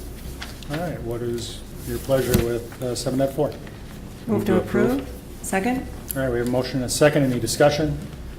Seeing none, all those in favor signify by saying aye. Aye. Those opposed? Motion carries. 7.5, student disability non-discrimination policy 536. Dr. Massey. The purpose of this policy is to protect disabled students from discrimination on the basis of disability and to identify and evaluate learners who, within the intent of Section 504 of the Rehabilitation Act of 1973, need special services, accommodations, or programs so that such learners may receive a free and appropriate public education. So the policy committee has reviewed this policy as they do all the policies coming before you tonight, and they are recommending an addition under Section 2, Item C. It would be an addition of item number 4, which is an indication of students that have an impairment that is episodic or in remission and would materially limit a major life activity when active, thereby qualifying for a 504 plan. With that addition, administration recommends your approval. All right, I would entertain a motion to approve. Motion? Second. All right, we have a motion and a second. Any discussion? Just thank our wonderful policy committee. They do great work, and I like the addition of that. That's important. All right, any more discussion? All right, seeing none, all those in favor signify by saying aye. Aye. Those opposed? Motion carries. 7.6, use of peace officers and crisis teams to remove students with IEPs from school grounds, policy number 544. Dr. Massey. The purpose of this policy is to describe the appropriate use of peace officers and crisis teams to remove, if necessary, a student with an individualized education program, an IEP, from school grounds. The additions and changes to this policy you'll find on page 2 of the policy, again, reviewed and updated by the policy committee and providing their recommendations here. So the first recommendation would be related to the definition or clarification of physical hold, and then the definition of who a person would qualify as a school resource officer. And with those changes, administration recommends your approval. Move to approve 7.6. Second. All right, motion and a second. Any discussion? All right, seeing none, those in favor signify by saying aye. Aye. Those opposed? Motion carries. Brings us to item 7.7, Award Education Center bid. Dr. Massey. You're used to getting this update from Director Renberg-Eide. She happens to be at her daughter's dance banquet tonight, and that is a far more important place to be. So I will cover this. In compliance with the bid laws and to obtain the best possible pricing, the district requested the board's permission to bid the Education Center HVAC work on February 6th. of this year. The engineering firms for this work will be ISG, excuse me, and the project manager will be Kraus Anderson. They also helped us with other bond projects in 2015, and both of those firms have great background and experience with the school district. We received bids on March 4th, and in collaboration with Kraus Anderson, reviewed those bids and are bringing to you a recommendation for approving bids as laid out and identified in the tabulation here. The overall base bids for the project would be $4,653,000 and 315. So with those recommendations, you can see the different contractors that will be on site doing that work. With those listed in front of you, we would ask for your approval of these bids so that we can begin the project here this spring and summer. All right, I would entertain a motion.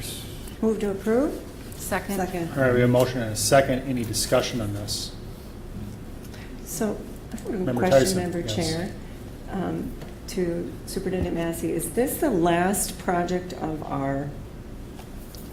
in our projects from 2015, or is this new? Yeah, this would be new, but it's been identified in our 10-year LTFM plan. LTFM, okay. Thank you. There's a series of ongoing projects to update HVAC systems, no different than what we do in our own home. They're Right. hopefully not on a routine basis, but every 10, 15 years, we're paying attention to those, and that's the cycle we're on here. Perfect. And by the way, this is within and slightly under budget. Wonderful. Sounds like a Larry Martini statement. We learned from the best. That's right. It is. I would also hope that most of us aren't spending $4.6 million on our HVAC systems, but Let's hope not. I think that speaks to the complexity and the size of these systems. All right, any more discussion on this item? All right, seeing none, Member Clerk, would you please take a roll call? Yes. Member Castle. Aye. Member Christensen. Aye. Member Tyson. Aye. Member Rebbeline. Aye. Member Corcoran. Aye. Member Haglund. Aye. And Member Antonsen votes aye. The All ayes right. have it. Motion carries. That brings us to what I will call 8.1, Wyoming Elementary Principal Chalgren. Finally. Thank you for being here tonight. Good evening, school board members, and good evening, Dr. Massey. Thanks so much for giving Wyoming Elementary a short bit of time tonight for us to showcase some student positive happenings. As you know, I'm Lauren Children, principal at Wyoming.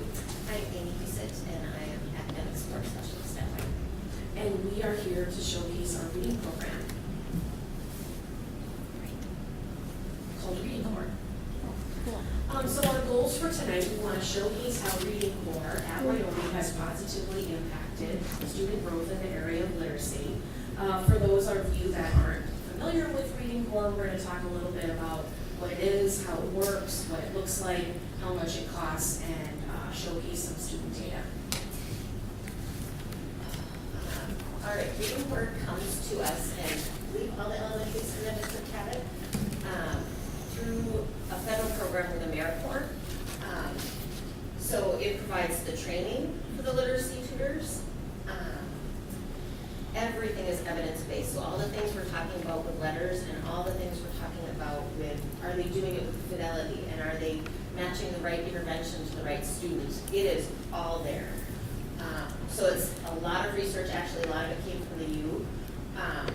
And we really target K-3 kids, that's as far as the program goes, that need additional support. So kind of the things you were talking about earlier, this is one of the things that we do to help those students. The tutors are supported through their own programming, so they have their own training and they have an outside, or we call them external coach, and then I'm the site-based coach, so I'm there every day and talk to them. Amanda Umbrella is the external coach. She comes about once a month, and what she does is goes through their caseload, make sure we're doing interventions that meet the kids' need. If this kid's growing, they might be exit. If this kid's not growing, what can we do to change it? And then I'm there, also do the intervention intervention, or the fidelity checks. But then, on a more regular basis, we look at, okay, this student, I'm struggling with this student, what can we do differently? And then I might be able to guide or suggest that. They also attend our building data meetings, which is where classroom teachers come as well. And then we look at the cohorts overall and say, okay, these kids need more support, what can we do? And then reading core teachers are there as well. Thanks, Amy. So tutoring interventions are in addition to core literacy, so it's above and beyond. It does not replace, core literacy. Students are pulled out from the classroom and they work in a room that's connected right with Amy, so all of our interventionists are in close proximity together, which is great for teaming and collaborating. And then obviously the overall goal of the program is to raise literacy levels so that students are on track to meet grade level standards and exceed benchmarks within FastBridge. So what does it look like? Tutors can either serve full-time or they can serve part-time. They work one-to-one. In some types of interventions, they do like a pairing, so it'd be a 1-to-2. Our goal is to provide interventions that are 20 minutes long, at least 5 times per week. So we're looking at about 100 minutes that a student will get per week. And then we're obviously tracking progress. We want to make sure that the interventions that we're doing within Reading Core are changing and getting kids to grow. So we're always meeting with coaches to assess the data and work towards those learning goals. Right now, we currently have 2 tutors, so Haley's one, this is her 4th year. I think we talked about a later one. Unfortunately, the program, you can only stay in the program for 4 years, so this will be Haley's last time in it. This is Steve's first, and that's been fabulous, just to have a male perspective, and just some of the kids really like that. And so you see him working with 2 kids. So those are our current tutors. And then who's chosen for Reading Core? That's really a very team collaboration between the classroom teachers, myself, Lori's there. And what happens is when the students are assessed those 3 times a year, when everybody takes the same thing, we kind of put them all out in a spreadsheet and, okay, this student missed these areas, what can we do to help this student? And then we kind of go from there. And serve as many as we can. There's always more that have needs that we aren't able to support because obviously they have a set schedule, or a certain number of time blocks, as do I. But we use the same information to determine who falls into high risk and some risk. And then kind of determine from there and together, I think is the big thing, who would be best served by different programs and best served by different interventions. And students that fall into that high risk, that means high risk of not meeting grade level expectations or grade level standards. And when we say students who fall into some risk, obviously that means some risk of not meeting grade level standards. So we really want to hone in and come up with a plan. And Reading Core has been such a great intervention for those. Before the last one, I think is really important too. Even after the student makes the criteria to exit, we still continue to progress monitor or watch them individually closely. And what's really nice about Reading Core is they still have to do it. Like if you had Reading Core support in kindergarten, they still have to check in with them in first grade. Now, they don't get tutoring, they don't get the regular 100 minutes, but they still check in, which is really nice. Just to make sure, okay, yeah, they're still getting it, and then those kids would probably be the first priority to go back in if we see them falling back again. Okay, so what does it cost? I've been at Wyoming for 5 years. We've had Reading Core consecutively for 5 years. There has never been a fee for service.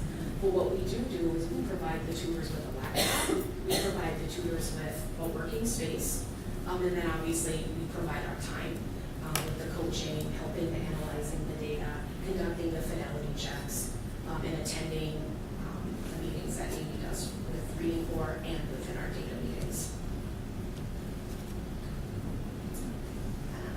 This, again, talks a lot, with letters and the different things, the teachers are all becoming much more fluent in these types of terms. So in intervention for kindergarten, it's usually sound awareness. We're not talking about writing letters yet. It's just you hear these sounds. And And then it builds into matching letters and sounds. First grade, we do a little of that if they still need it, but then they start with more of the reading. And second and third grade, second and third grade, if we see that a student comes in and it happens, there's a second grader this year who we had to start back. They came from a different academic system than Forest Lake, and we needed to back up. We have the ability to do that, which is great. And then they're more working on connected text and paired text. Okay, so is Reading Core the only intervention program or the only intervention at Wyoming? Absolutely not. We've got our academic support teachers like Amy Husett. We've got our classroom teachers who are implementing evidence-based interventions during target time and throughout the day. So it's not just Reading Core. It's just great to have Reading Core because it's extra bodies to work with students one-to-one or one-to-two. And highly trained. And highly trained, like she said. I mean, they come trained. All of the recruiting is done for us, and then they're placed with us. It's fantastic. The home component is not required. However, it's highly recommended and highly encouraged by the tutors. And there's another picture that's coming up. Just how hard they work to build the kids to love reading and get excited about reading. And we really do see a higher exit rate for those who consistently do that work at home. If they don't, what we try to do is then buddy them up with an older student. This child hasn't read at home for 3 months. Can we find somebody, at school? So we might find a 6th grader or 5th grader to read. And then there might be other volunteers as well, but then we're really aware. There's daily communication with Reading Core and the families. So this is the example of just how they celebrate. They just make a big deal when they exit. They take their pictures. They get, they have lots of different incentive programs. So like they just got done in the month of February. If you read so much, it equated to scoops of ice cream. So then they got an ice cream treat. And so they just are always working towards something and really making it fun. And it really lifts the culture and the excitement around reading. I know one year the Reading Core teachers changed their entire room to look like a pirate ship, and then they dress up as pirates, and they really make it fun and exciting and engaging for the kids. Okay, so some frequently asked questions. You might be wondering, can students who receive special education services qualify for Reading Core interventions? Yep. Yes, they can. They do. Yep. And it depends. What we see most of the time is if they have needs in speech and language, not necessarily an academic goal with an IEP, but speech and language for sure. And I think it's just one of those pieces of, this is how we get to know what else does this student need by this really individualized support. So if you were a student and your IEP stated that you had math minutes, you could get a Reading Core intervention because it's obviously different than the math. How long can you serve as a reading tutor? I think Amy had shared it's 4 years is the max. Why does Reading Core only serve K-3? I think it just comes from that philosophy of we need to catch them when they're really young. So there is not a math core or a Reading Core for 4-6. Sometimes we wish there was. And what about math core? Is there a math core? There is. There's a math core for grades 4 through 6 or 4 through 8. And I think it's 4 8. So So because we're making the change and the 6th graders are going, there's a few buildings that do have math core, but we're all really in discussions on will that work? Would we be able to fill the math core's schedule if we only have 4th and 5th graders? So we're in discussions. Wyoming has never had math core, but I know some of the other buildings do. there is a bit of a fee to have math core, but they're always very generous, and if you don't have the funds, you can apply, and most of the times you get it free of cost. And then can a student receive intervention support in Reading Core and potentially with Mrs. Husett and academic support? The answer is yes. So we do have students that thrive and they need that one-on-one on top of what they're getting in a small group, potentially with Mrs. Husett. So Reading Core just becomes very flexible. This is the part. Reading Core is really into their data as well, so it's just fun to see how many students exit. So you can see this is current year numbers, so 42 students have been in tutoring for different amounts of time. 97% fidelity, that means they're doing what they're supposed to. So we go in and we listen, did they say the script the right way? Did they use this the right way? We're watching that, and so that's amazing. They're using the right language with the kids. So average of 38 sessions per student. 31 have already exceeded their target growth, which is great. So then when those 31 go out, then we pull in, another new one to each time. So it's kind of a ever revolving door. And then 88.6% exceeding their target growth. Right, so the 31 kids is the 88.6, Yeah. and I think Amanda Grell just pulled some new data for us. I think this was pulled as of February 22nd or 26th, and that's already gone up to 91% of our students exceeding their target growth. It is very impressive. And so this, again, so the dark blue is going to show the kids that exceeded their target growth. The lighter blue is the not exceeding their target growth. And underneath each bar, you'll see in that first one, grade K, LS, that stands for letter sounds. So again, to check to make sure that students are improving, to make sure that the intervention is working, they'll do what we call progress monitor. So they'll do like every week or every 2 weeks, they'll do a quick 1-minute check to make sure students are growing. So that letter sounds is LS in kindergarten. And if you see 100% of the kindergarten students at Wyoming in reading core exceeded their target growth. In grade 1, you'll see NW, that stands for nonsense words. So kids having to put words together that don't make sense. For example, zap. So that 84.6 with only 15% not exceeding. In grade 2, CBMR, that's just fancy language. It stands for curriculum-based measurement reading. It's a 1-minute read. So thinking how accurately and quickly students can read some sort of passage. 77.8% of students in second grade exceeded, and in grade 3, 100% exceeded. So it is very impressive, and it's exciting to share. These tutors work really hard. So that's what we have for you. Lori and Amy, thank you. Can you add or just speak to the alignment with Reading Core, with the science of reading that aligns with letters and our benchmark curriculum? It's spot on. I mean, the term used on there with the letter sounds and the nonsense words and the different skills. So basically they have a menu of different interventions, all very well researched that they can use. Very similar to what I'm doing. So it's spot on. That's why it's so Thank you. exciting, and I think that's why it's so successful. Yep, thank you. All right. They focus on the explicit instruction, the specific phonics, and the explicit phonemic awareness, and that's exactly what our kids need to be strong, the foundational skills. So thank you. Thank you, Principal Exciting. Children. And, Yeah. can you do me a favor? I'm actually going to jump in before I ask anybody else if they have comments and have some of my own, because you have me kind of excited. Can you go back to that first Reading Core dashboard page, please? Sure. Now, I know, I'm going to preface this with, I know this isn't A&I, this is different than A&I, but I see a lot of parallels here between the new plan that we just proposed. And that has me really excited. So thank you for presenting on this tonight, because it shows that targeted interventions work, and targeted interventions give our students exactly what they need. And as much of a math and science kid as I was, and you look at all of my education, it's all in that realm. I'll be the first one to argue that reading is the core, the most essential thing that we can give to any student. If you can read, you can do anything in the world. And that's why this has me so excited. So thank you, especially for bringing these numbers, and to hear that they've improved even more than what you show us today. That's just fantastic. So with that, I'll try to sit back and Member Hagelin.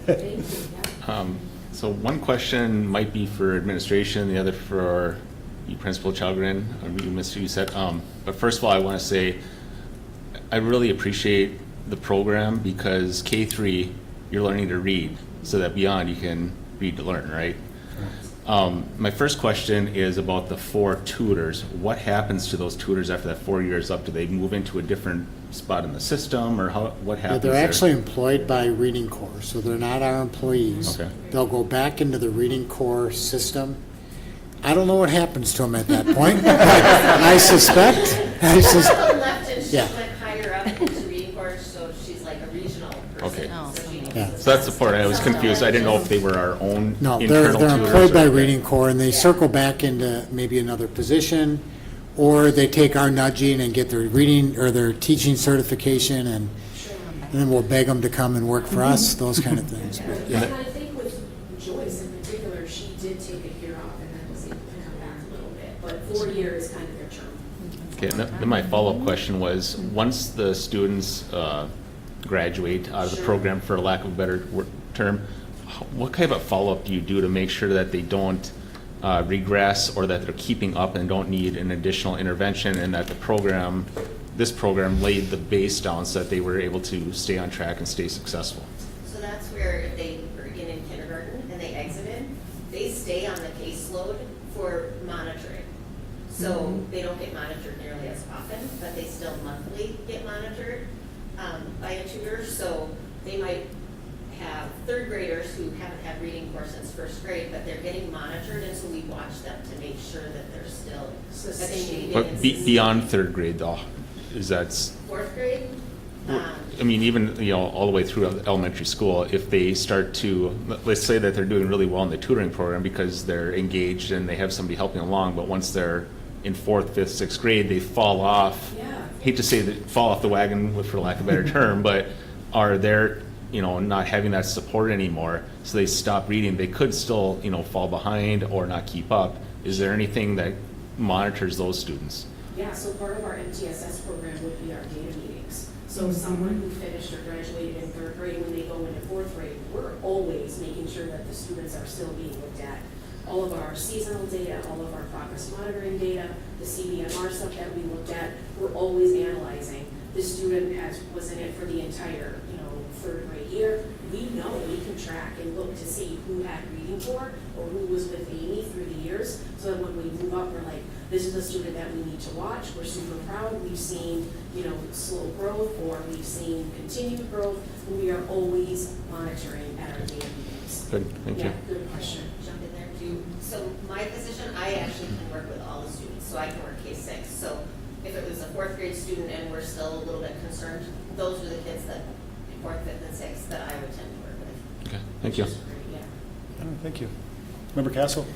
Do the tutors have to be licensed teachers? Yeah, good Okay, question. so regular community members Correct. can choose to Yep. support. One of our, Steve was, he retired from, I think he worked at Regions or something like that as custodial lead, and this is just what he decided to do. Yeah, he instead. just wanted to give back and to help students. He's been such a great addition. And he picks up a great deal of training through Reading Corps before they would start in our classroom. Yeah, all of their professional development is really done in the summer, which is great. Again, they recruit, they train, and they place for us.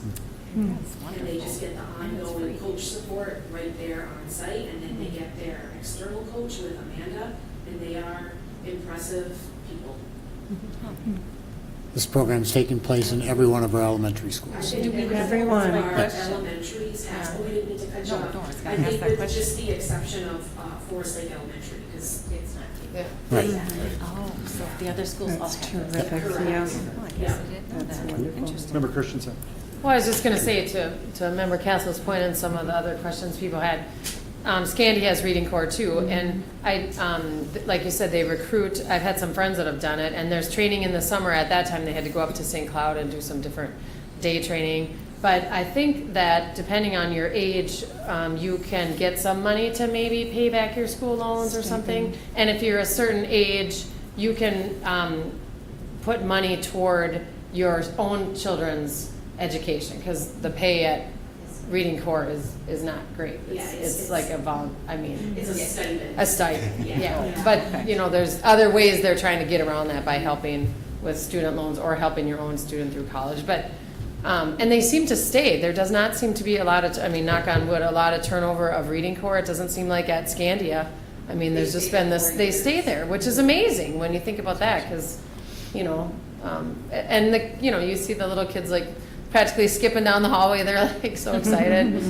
Yeah, so they love it. And some of them have been paras, and then some leave reading corps to become a para, to your point, like they're not district employees, but, you know, it exposes them to the school, and maybe they might become a para, yeah, or, so yeah, it's wonderful. And math corps, I would love it if we could all have math corps, because I think Columbus does. I know Scandia does not have math corps, but that seems, yeah, math.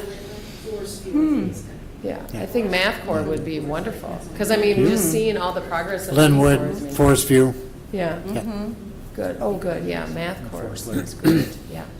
and Forest Lake Elementary as well. Especially if it's no All right, Member Castle. Why wouldn't you try to For get those it? community members that are interested, how long is the training typically? It must be a couple I'm gonna months, say go, 3 months. it's hours, so I wanna say it's like 60 hours or something like that. In the initial, and then it's the ongoing Yep. every month. Yes.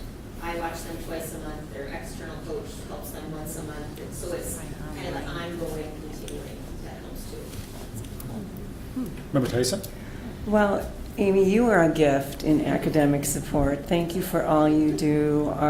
We are so proud of our reading programs in Forest Lake area schools, and this is just a testament to that. And we're so proud to have reading corps in all of our buildings. That is so wonderful. So, Principal Shelgren, you're highly degreed in reading, and we're so proud of you too. Do you notice any trends in data since you've had it for consecutive years with like the 4th and 5th grade having fewer students needing reading interventions or MTSS or? Yes, I think overall we're seeing higher scores in our A reading. I know we just, had an opportunity to really dive into our winter, and we had 4th grade and 6th grade that made some growth. So we are seeing some trends, and really looking at those students that were with Mrs. Husick or with Mrs. or with reading corps tutors. So That's yes, terrific. We are seeing an upward trend. That is just terrific. Thank you for all you do, for a wonderful report. Yeah, thank you so That's much. exciting. It's great information. Yeah. Thank you. All right, thank you for coming in. Thank you. All right, with that, without objection, I would propose a 5-minute recess. Second. All right, seeing none, we recess for 5 minutes. Okay. That'll be 10.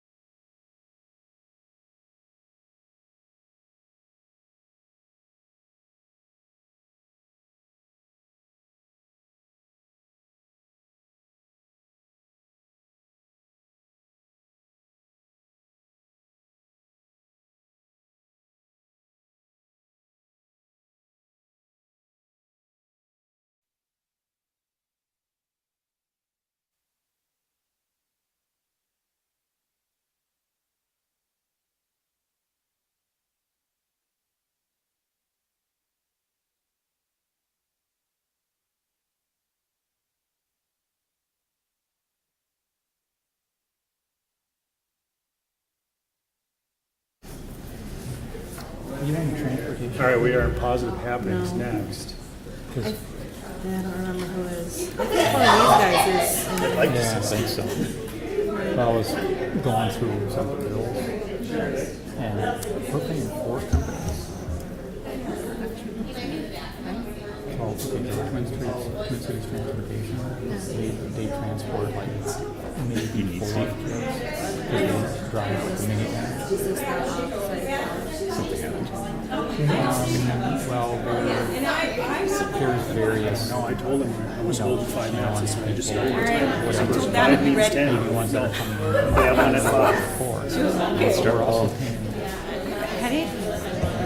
And then today was You can catch busy. up. We were doing It's just evaluation positive for my work, happenings. and it's all bad. So, And I looked at where they don't see them at school. and I did all this work, and I thought it just said the teacher just showed a few minutes Bus later. system, Southwest. I can't remember their name, but and then there's another.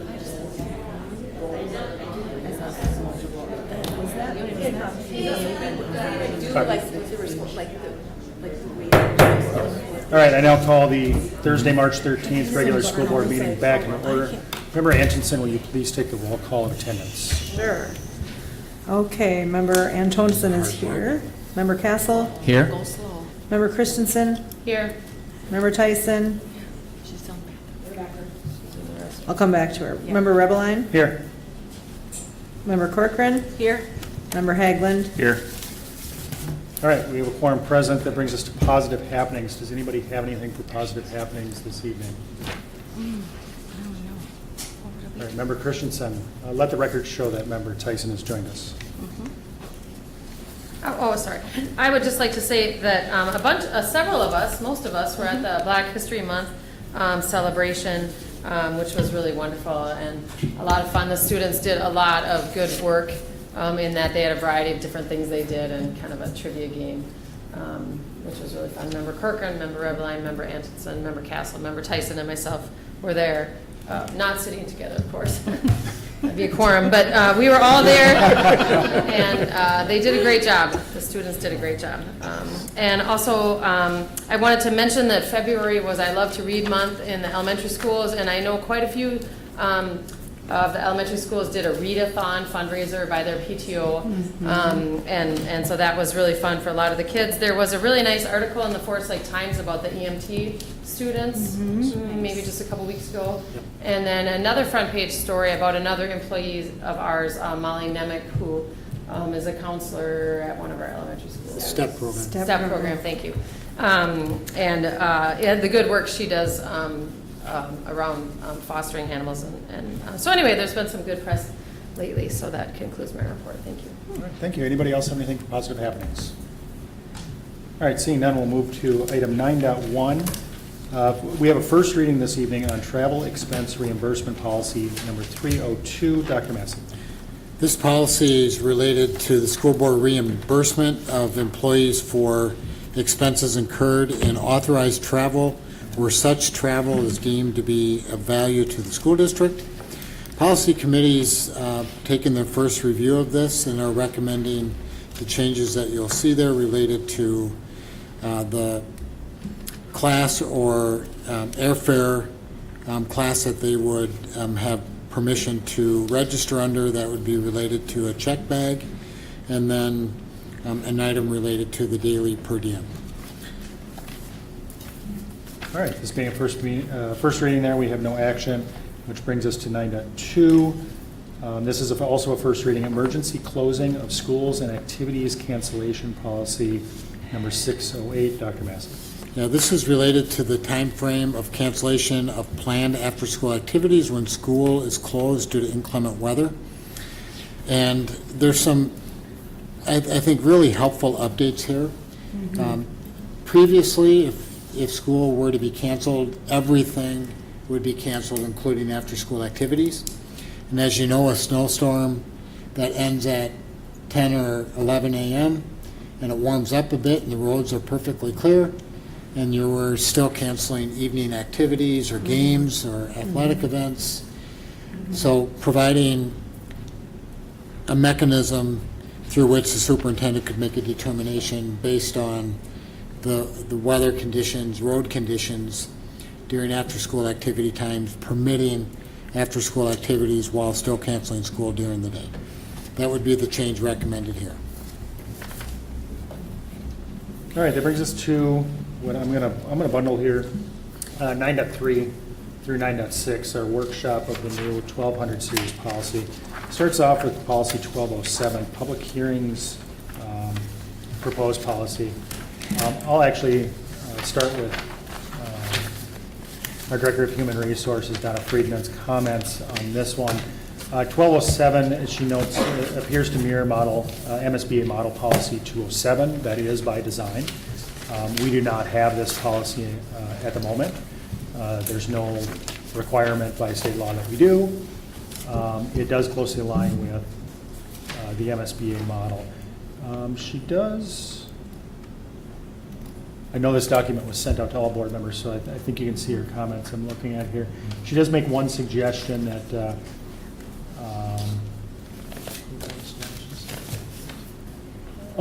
it's basically a semantic suggestion on some wording of a sentence, and I would agree that yes, that sentence is poorly written, and I would agree to that change myself. Does anybody else have any comments on this policy? I sent you I don't remember. That Probably change not is on this one. recommended I on don't think I had item 2. any on this one, but I didn't. Yeah, it's just Donna's little Yeah, I was looking at general this statement one. of policy. Yep. Yeah. Oh, yes, in item 2, thank you. Okay, I wasn't following. Yeah, item 2 on the policy. Okay, so seeing no other questions there, I'm just going to make a note of this so we don't miss it. And that'll bring us to policy number 1208, which is the development, adoption, and implementation of policy, ironically enough. Director Friedman's comments, again, she notes that it largely mirrors MSBA policy model 208, which was, again, by design. We do have a policy in effect, which is number 101. It's more general in nature than what this proposed policy is. Again, there's no statutory requirement. She does make a couple of good comments here about having the board chair for submission of a proposed policy. And the board chair referred to administration. And I would agree with her that the board chair should only be one channel. Working with the policy committee should be another channel. So I think we make that adjustment to items 3C. And then item 4A, her comment is about public comment being allowed at both meetings. She notes that we should amend that to read in a manner consistent with policy 1207. That's another change that I would agree with, especially since the public comment policy is something that I want to get that submitted over to policy committee in April, so they can start working on that. We can work on it again over the summer, and then decide what we want public comment to look like, which will effectively replace our green card policy. Not to limit the green cards, but to make them more accessible, more expandable, a little bit more public comment. That would be the intent there. So I would agree with her comment there. And she has a comment on 4B, which she states it does set up a 3-month process over 4 meetings. Yes, we need to look at that a little bit closer. First reading and a second for approval does make sense to me. Does anybody disagree with that? There is an exclusion or a clause in here that states that should the board feel it pertinent and the changes are small, we can do it in 1 meeting. But I don't think that stretching it out 2 to 3 meetings is really a good idea. We do a first reading and we take action like we do now. So I would agree with that change as well. Yeah, Can I circle back, Christensen. excuse me, Yes. to 3C? Yes. Where it says, proposed policies or ideas should be submitted to the board chair, which I believe that was added, because it used to just say or superintendent.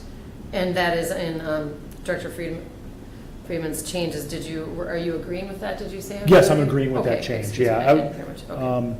So are we striking to the board chair, or we're just reviewing that? I think it would be reasonable that, I'm trying to find the language here. 3C there, yeah. School district proposed policies should be admitted to the. Because I'm just saying if a policy or an idea is submitted to the board chair, perhaps Or someone on staff or administration might have maybe like some background information that the chair wouldn't have, you know? Yes, yeah, so I'm agreeing with Okay. the director's suggestion that we also add in, and I would reflect this back to a policy that we're gonna look at next week about our standing committees and say just the chair of the policy committee, Okay. which would at this time be Donna. So you could send it to the board chair, the superintendent, or the policy committee. There's multiple ways to get it in the works. I don't see any reason that Dr. Massey and I would have to.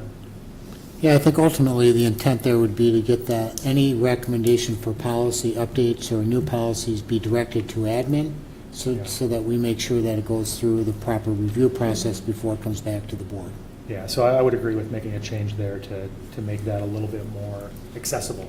I think that's a good idea. Yeah. Very good. All right, so then I'm going to try to move on to the next note here that she had.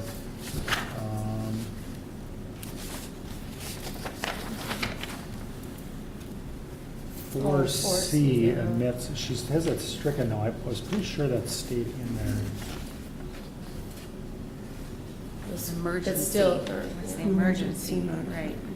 You know, that middle school board sentence. shall have the discretion to determine what constitutes an emergency. Oh, I see. Yeah, because we already defined that in another policy, in another location, so it's redundant here, so I think we could remove it and strike that line. Yeah. Sorry, I'm moving between tabs. And then the last one here is a suggestion on 5. Oh, the second to last one here is a suggestion on 5B, which refers to, yes, printed bodies of policies. So the MSBA policy, I remember this specifically.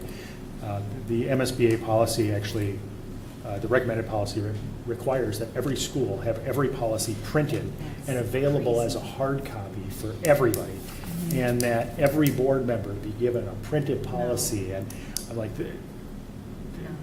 quite honestly, do any of us look at any of the printed policies, or do we go online and look at them? I know that's what I do. I look at the paper, but. Yeah, that's a waste of paper and resources and time for people. Yeah, and I can't imagine any of our buildings wanting to keep a binder of the policy on hand, especially at every single meeting, like, maybe not every single meeting, but tonight 1, 2, 3, 4? Was there 4 policies that we had approved? So tomorrow morning, the printers would be going burr. Yeah. I think that's a good omission from MSBA model policy this day and age. I agree with that. So I want to double check before we move on and just make sure that I did get it out of the text, because I do think that's a really good change. Yes, so the way I amended that is I state school district policies shall be publicly posted on the district's website, which we currently do. Any modifications to policy adopted by the school board should be reflected on the district's website within 10 business days. So the policies that we approved tonight, we're basically stating we don't expect admin to have this updated and ready to go tomorrow morning, but we give them essentially 2 full work weeks to make that change. That seems reasonable. Okay, good. I think that's a good change for everybody involved, and I appreciate Donna catching that for us.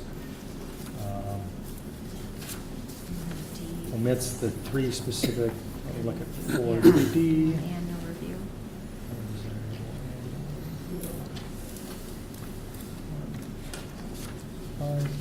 The school board shall review all policies at least once every 3 years. The superintendent shall be responsible for developing a system of periodic review, addressing approximately 1/3 of the policies annually.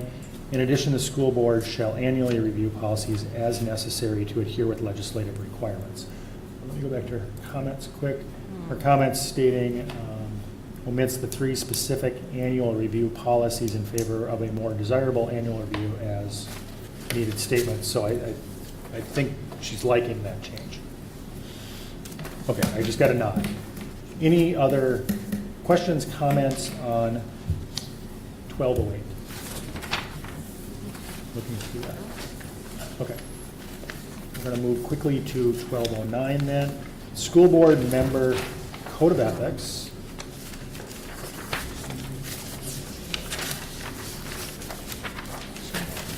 I want to find the comments that we have on 1209. D? I have, Thank you. Oh, you have comment? I have several comments on 1209, and we can go through what the director had to say here too, but just sort of an overall statement. This is the school board member code of conduct, policy 1209. And I count 1, 2, 3, 4, 5 different areas, and we can go through this, that add the words that are not in MSB policy. The words are added when deemed appropriate, as authorized by the board, when appropriate, as appropriate, when possible. And I just have some real concerns about the adding of those phrases when they're not in the MSBA policy. For example, Sure. in B5, it says work through the superintendent, not over or around the superintendent, period, is the MSBA policy. Yep.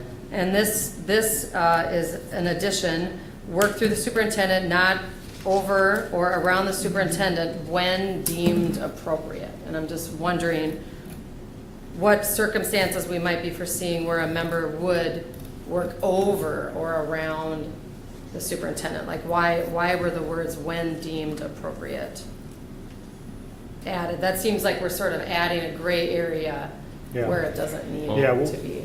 What if you had a situation where you found that maybe you had a suspicion of a conflict of interest or something that the superintendent wasn't doing properly, and by going to him, you're putting more risk into the situation, where you could go to the board chair or maybe somebody else to resolve that issue? I mean, Well, and I would, suggest that we go to the. so is that the direct- type of situation you're referring to there? Yeah. But, sorry, and I would agree there perhaps could be some certain situation, but then Don't do I feel anything like bad. we go up through the chain of command, you talk to HR or go up the chain of command. And then my other question is, well, who deems it appropriate? The school board member would. The individual school board member? Yes. Yep, the way this is written, yes, that's the way that. So any one of us? So you have Could to use a determine. little discretion, like if you Yeah. think that Superintendent Massey was doing something illegal or improper, and by going to him, you think you could jeopardize the situation. I think that's, in my mind, that's would. Yeah, an example to use, and I hate to throw examples out here because we're fortunate with our superintendent, we don't have this problem. I have talked to other schools, districts that do have this problem where, say for example, and not reflective of Dr. Massey in any way, but say for example, a superintendent was embezzling money and you had a suspicion that there was an embezzlement of cash going on and you wanted to confirm or deny that without tipping the superintendent off, it would be appropriate to go to the director of finance to ask a question and say, hey, this looks funny, can you help me answer this question? And then it never comes to, I had this suspicion, I had this concern. If we left the language out that you would never do that type of thing, it would kind of limit a board member's ability to do that without violating the code of conduct. What if you added in parentheses, except matters involving Yeah. concerns pertaining to the superintendent or Yeah, something? it's just to so that vague. Yeah, I we mean, it's huge certainly could do hypothetical. that. Yeah, when it comes to, Well, and, Yeah. sorry. no. I agree with that. I guess I would just say, perhaps if this was the only instance of that throughout this whole policy, that might, I might maybe be able to get on board with that. But on C2, Sure. it says recognize the authority rests with the school board in legal session, not with the individual members of the school board, except as authorized by the board. So, Yes. again, are we kind of? No, that is there intentionally because. But again, not in the MSBA policy. Yep, but we have done this. So a specific case that we have done this over the last 2 years is we had a closed session where we voted and gave the chair expanded authority in contract negotiations to drive a contract to finalization. With the MSBA language in there, that would have been a violation of the code of conduct for the board chair to represent the board in that negotiation. So what this does is it creates an exclusion when the board gives the express authorization through an official board action that an individual board member can represent the entire board. That's the intent of that language in that sentence right there. I would argue that in that example, the prior school board member had specific He had specific, expertise in that area. which is why we gave him that direction. But with this policy in place, it would have been a violation of the code of conduct, or the code of conduct, even though we had given the express permission during a board meeting. So that clause right there is to inoculate a board member who's given express authorization by the board or through statute to represent the board as necessary.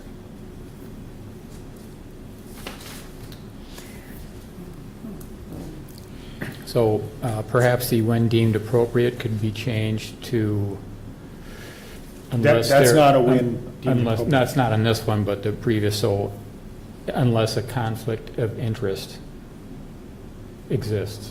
But again, who determines a conflict of interest? Well, that was talked about with when deemed appropriate. So a conflict of interest would be a specific item as opposed to when deemed appropriate. So a conflict of interest would But to your qualify point, to that. Member Cass, I'm just saying who would determine it's a, I might think that someone has a conflict of interest and another board member might not think that that's. In going back to section B, that would be the individual board member, and it's to prevent handcuffing us too much. It's to give us some individual discretion on how we perform our function as a board member. That's one way to look at it. I would also, I mean, the way I look at it is we're sort of entering more into a gray area or sort of wiggle room where I feel like an individual board member, well, just moving on, under C3, make no disparaging remarks in or out of school board meetings about other members of the school board. I mean, I can totally get on board with that. We need to treat each other with respect. We're colleagues around the board table. But then it was added, or their immediate family members, which was added. And then under 4, will not share any personal information privately or public about other members of the school board or their immediate family without written permission. This is not in the MSBA policy. And again, I would argue, what's personal information? I mean, I don't know. And without without written permission. I mean, how would that even just, I can would that imagine work? a need for that. It just is so vague as well. Well, the personal information is described in another policy. It typically applies to the students, but it Yeah. should apply Personal information to is everyone defined, in yeah. the school district. We could change personal to private. Private, yes. Is it private and public? Is that what the two terms are, public No. and private?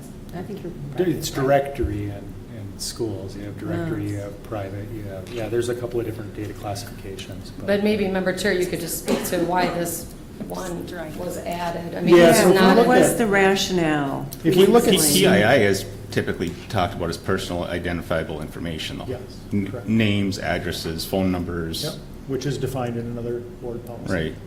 Okay, so we're not talking, Like this. like hearsay or like someone got a divorce or something. I mean, what are we saying? Like personal information, that could be like, oh, someone's, Well, Their or phone what are we number. talking about? I mean, like if you say address, social security number, what, like I'm on board with that, but personal information or about public or family members, like is that? Yeah. are you okay with other board members talking about other board members' families without their permission? No, Is that I what am you're saying? certainly not, Okay, but I'm so just. what's the problem with that then? Because to me, it feels like a really slippery slope. Like, what if, I'm trying to think of an example, but no, I going up to point 3, I said, I'm totally on board with, we're not making disparaging remarks, we're respecting, but I'm just, I feel, okay, let me rephrase. I feel like 4 is perhaps a bridge too far, because I don't, unless we like very narrowly Clear. define personal information, like. Right, I think that would be helpul too.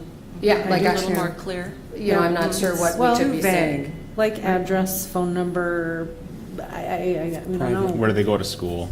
Right. Something like that. Where the, yeah, where their cabin is, Yeah. whatever. Okay, so we can add Just some like definition private around. data, is it what it is? Private data information? I Or- think it's very close to that. Yeah. I mean, Right. that's Well, kind of why what it don't we is. say that We then? can Well, I add mean, and if more it's clarified in another Just to be more policy. clear on Mobile what line, that actually personal means would be information. good. Okay. To private. Yeah, Okay. yeah, I like that. And I'll look at the Right. data classifications that we have in the district, because I would hate to create a new data classification just for this. Mm-hmm. Especially the intent here is to protect us. Well, yeah, I Right. mean, we just Yes. have it be more clear. Yeah. Okay, we can do that. Anything else on 1209? Yeah, there's, Yeah, I have a think program. on D4. D4. Yeah, D4, I think that was one that we, about the fiduciary part, I thought that was kind of a not a good word for us as a board. I think we should be used with the word stewardship to the taxpayers in the district instead of fiduciary responsibly. I mean, we're not fiduciary, and we're not fiduciary. Isn't- We have fiduciary responsibility. We should put stewardship, because we're stewards of the money, but we're not fiduciary. We're not investment fiduciary people Yes, of the district's money. I'm trying to find where I found that. Yeah, so is that somewhere else in another policy? I think there was something about treasury, which made me laugh, because it's not like we're going to the bank and cashing checks. I mean, it was like in a policy, and I thought, how old is that? It's not like we're in charge of, it was like really old information. Yeah, the model policy is strive to uphold my responsibility and accountability to taxpayers in my school district. I believe that's model policy. Yeah, Which I like that wording. yeah. So that one is a little tricky. Meeting my responsibilities to the community. Sorry, I'm just looking it up here. Fiscal responsibility. Yeah, that's also good. Yeah, fiduciary reminds me of more of an, like, We're Like not the giving actual advice. tax Yeah, man. we're not in charge of investments and, that's what I- it reminds me of. Thought I might have pulled it out of our current policy, but what the current policy says is strive to uphold my responsibilities and accountability to the taxpayers in my school district. I wonder if I pulled that one out of, That's in model policy? no, that's in our current policy. So that's, Yeah, that's right. Yep, thank you. Fiduciary responsibility is not typically a term that I use, because I am not, so you must have. I'm not a you must have financial seen it person. Yeah, you must have Yeah. seen it somewhere, but maybe that just could be changed to stewardship or like you said, fiscal. Fiscal, Fiscal, you just, because we're the guardians of the Yes, taxpayer dollars. I yes. get that, yes. Our current language is said. consistent with model. 3B. Okay. Well, what else is there? Effect fiduciary. Is there more? There's more in these policies, isn't there, Jill? We got E. Oh, that's that high.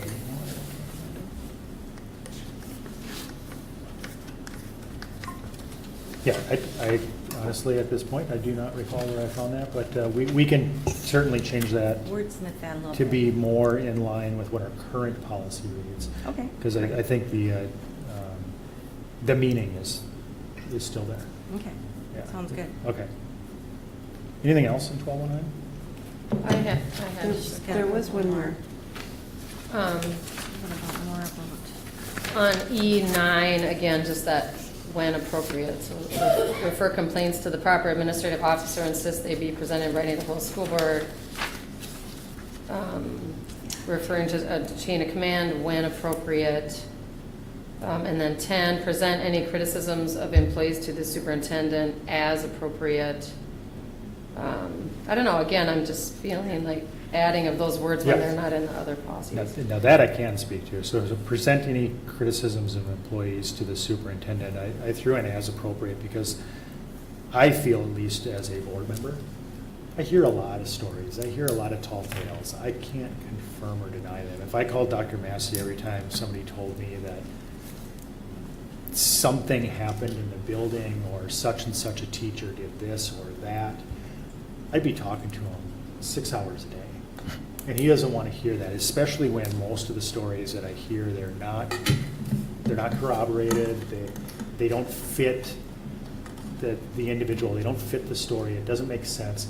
If it becomes a pattern, then it becomes appropriate that I bring that complaint to the superintendent. You don't, Yeah. I mean, it's your best judgment to Yes. know whether it's factual or not. Precisely. Right, so Yeah. I mean, I don't think you have to throw the word, I hear things all the time, I don't call him about many things at all unless it's a proven fact that I know it. It's a proven fact that you know it, or you have, like, say, for example, you're sitting in a courtroom and somebody is under oath, and they admit that they're using drugs with students. Then it would be an appropriate time to bring that to administration, to the proper person in administration to get that reported. But if you hear somebody at Walmart say, I'm smoking cigarettes in my first grade classroom, you're probably not. You know. I might make I hear your point. I might make a suggestion then, instead of saying present any criticisms, can we change the word any?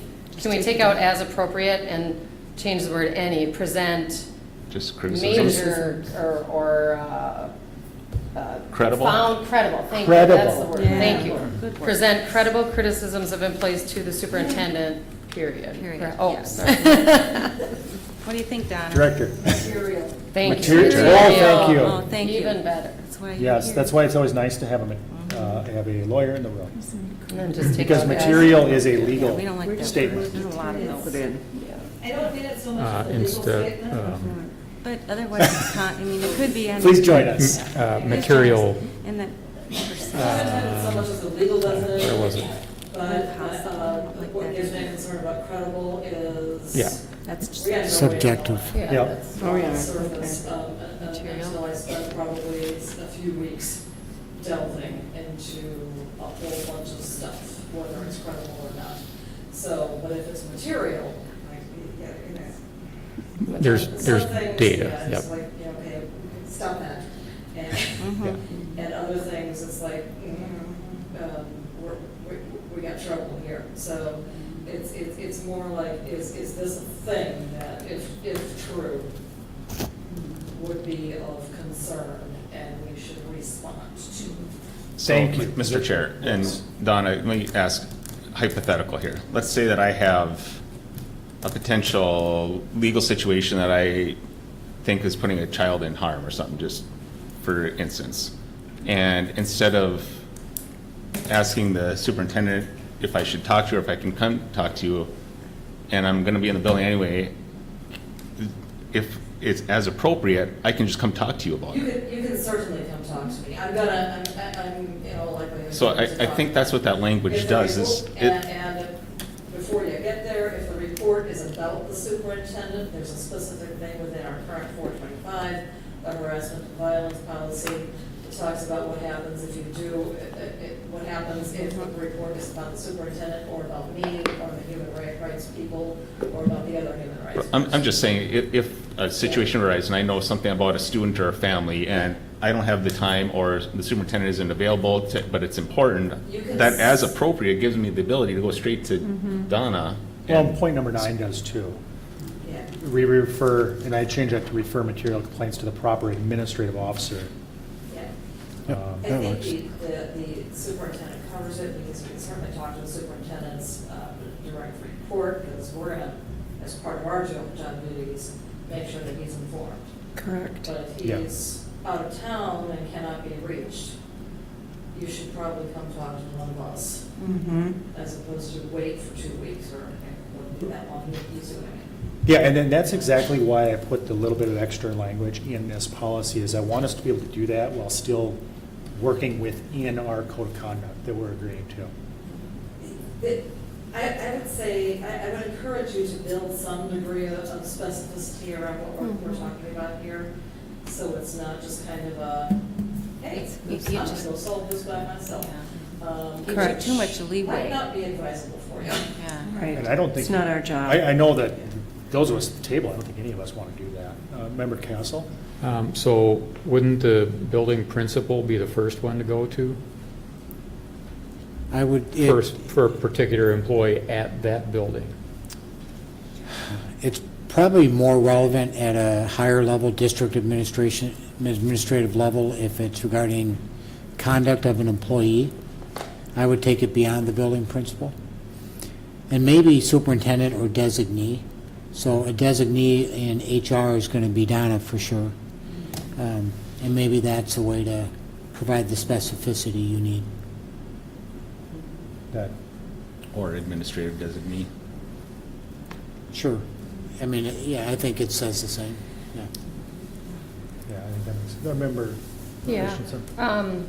Just another question, but to Member Corcoran's point, I think there is something to be said for all of the judgment that we have here at the table. I mean, we can use our own. I mean, I don't think I need to say, well, I was going to talk to Dr. Massey, but he's not here. Oh, wait, it does say as appropriate. You know, maybe I can talk to. I mean, I think we all know we could walk into this. I hope we all know we could walk into this building, and if we need to seek somebody out or ask somebody a question. I mean, another point, F6. Avoid any private action that will compromise the school board or administration when possible.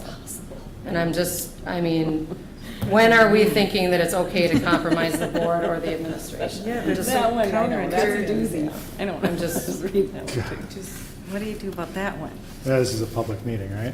When possible. How do I state this? So how do we avoid that? There's a lot of situations where legal questions come up that could put a board member or the district in a compromising position if a board member were to take a certain action. In some cases, those actions are unavoidable, especially in the case of a legal situation. That's as specific as I can get. Well, then if I could, I would just like to maybe direct another question to Director. MSBA, you know, they're kind of the overarching umbrella of all this, and we base a lot of our policies on what they have to do. And I'm curious, MSBA doesn't add a lot of these sort of filler words, you know, when possible, when appropriate. I'm just wondering, I mean, I know you're not MSBA, but what are your thoughts that the MSBA model policies do not include those types of sort of catch-all phrases? No, I'm not MSBA. I know. I'm just, I think that if we posed that question to them, they would say that processes exist. If there is a level of, a higher level of concern, it's entirely possible that it falls within the categories that you can go to a closed session for. I know that MSBA is there for reference, but there is certainly the opportunity to contact outside counsel for guidance as to what it is that we're supposed to do in this circumstance. If, 'cause I can think of one particular circumstance from the world where a superintendent was at the heart of an embezzlement situation. Not our superintendent. No, not ours, definitely not. Not near here. So I'm fairly confident, although I've not spoken at length with anybody from there, probably there was contacts to outside counsel, probably. As to how to deal with that. I would add too that the MSBA is, they're providing model policies to help districts build policies. They give us the framework. If you look at MSBA model policy and you compare that to any district across the state, I have yet to see one that takes a MSBA model and does a copy, paste, approve. They all tune it for their district in one manner or another. I would submit probably some do, it depends upon the policy. Correct. Some policies, there are it's a number copy, that are paste, direct approve. cut and Yes. paste, Yes. And there are probably, and there are some others that are purely discretionary. We have some of those. Yeah. Yes. Can I ask this separate Absolutely. question? Yeah. So I guess, so we're going through these first readings, this is just a procedural question. So if we Yeah. have questions and concerns, where does this go now? So- Because these 100 series, if I understand correctly, are the only ones that we're doing at the board table because these belong to us. And so then all other series. They'll if work through the go policy work committee. through the Yes. policy committee, which I should also point out, the policy committee is made up of staff, faculty, teachers, and community Community members. members, So yep. we're, Correct. Yeah, and we do have some of the, in the 11 and 1200 series that we are going to send to policy committee. Oh, like- okay. Like the public comment. That one's critically important, although it's a board policy and it's how we operate in the room here. I want a lot of community involvement on that. I want to hear their feedback on what they want for community comment. I think that the ability for people to come in and present to the board during a meeting is important. And I don't want to make up the rules as we go, just as this group of 7 of us. I want to hear what they have to say. I want to hear what student council has to say. So some of those will go through that process. so sorry, so then, for example, this 1209 that we seem to have some Yeah. concerns about, could this then, tell me about where this is going from here? So my thought for actually all of the ones that we're workshopping here, including, there's 4 more on the docket for March 20th.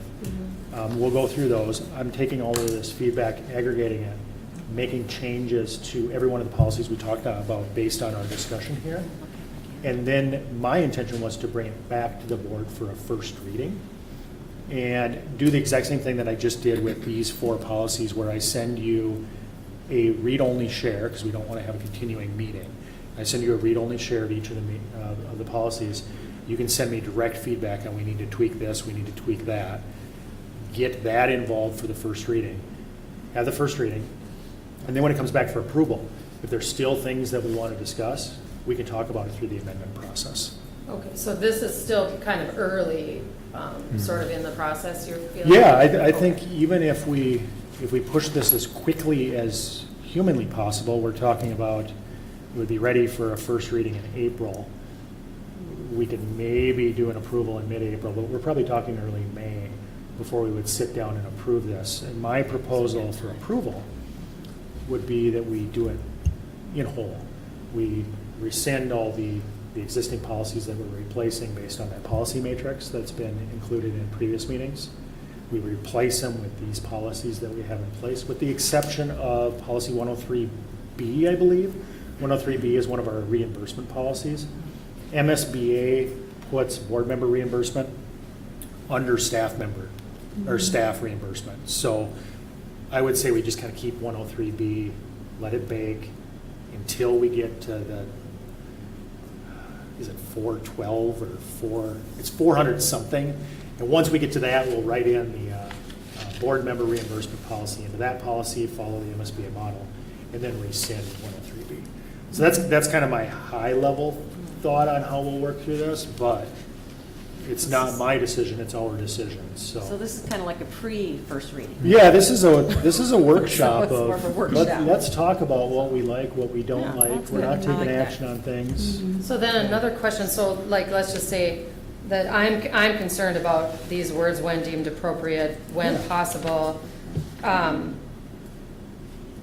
And Let's wordsmith that I know, but I together. mean, if Yeah. other people are, if the majority of the board is not concerned about those kind of phrases, I mean, are we, Then going- they could stand with approval. But so So my question, Christensen, is you seem to be opposed to anything other than MSBA model policy. By adding those other couple of phrases or words, what is your harm in them where you see as appropriate, or some of the other things we discussed? What gives you concern about having those additional phrases in there? Well, thank you for your question. I do actually, I care about MSBA policy, but I'm not like wedded to it or whatever. We don't have to follow MSBA policy, but to me, these words are unnecessary. There's a lot of them. There's like 5 of them in this policy, and I just feel like it opens the door to something. I don't know what. I just, I'm not, planning anything or whatever, or, but I just, I don't know, it gives me pause, because I think there's sort of a filler comment, sort of a catch-all, and it's very subjective, like, I don't know, what if you deem it appropriate, what if I don't? It just seems, it seems like I'm a kid who's in trouble and I'm trying to cover all my bases or something. It just seems like I'm trying to, I don't know. And I'm not accusing anyone of anything. We should also realize that these policies are going to go beyond us. Right. Yep. These policies are going to, I'm not talking about this board, but 5 years from now, 10 years from now, somebody reads this and go, well, I think that's appropriate. I don't know. Yep. I'm just, Right. these, Yep. like member chair just said, these govern us. And I just feel And like they future should be, boards. especially this policy, a code of ethics. I mean, I think this is kind of a big deal. Yeah. I think it should just be tightened up a little bit. I don't, There should be no room And for interpretation, Yeah, is what you're perhaps, saying. yes. Everybody Yeah. interprets things differently. yeah, something like that. I would agree that your point of, that they're very subjective, and that's what I'm not comfortable with that extra wording. It's like a catch-all, adds more subjectiveness, and we want this to be really no leeway. We want this Yeah. clear and defined. Well, But Give some remember- thought to that and send me some language proposals, or maybe we strike the item entirely too. But, Member Tyson? So at home, I have some that are labeled that they're back to committee. So that's where they go, for the committee to look Some at of it, them, some of them do, yeah. for them to review what we've discussed. Yeah, I'd have to go back to my notes to see which ones we decided to commit. Okay, so this one is going back to committee to discuss what we would like. Only if we would really like to send it to committee. I don't know that, Nothing's ready for that. I don't know that the school board member code of ethics is something that committee is going to opine much on, to be Well, honest. This is kind of an I could be important. wrong. What does Member Donna say? Member Director Donna? Director Donna. I mean, I just feel like. We just it keep is putting her on the important. spot here, but thank you for Stay in being the here front this row, evening. Donna. It's an important policy.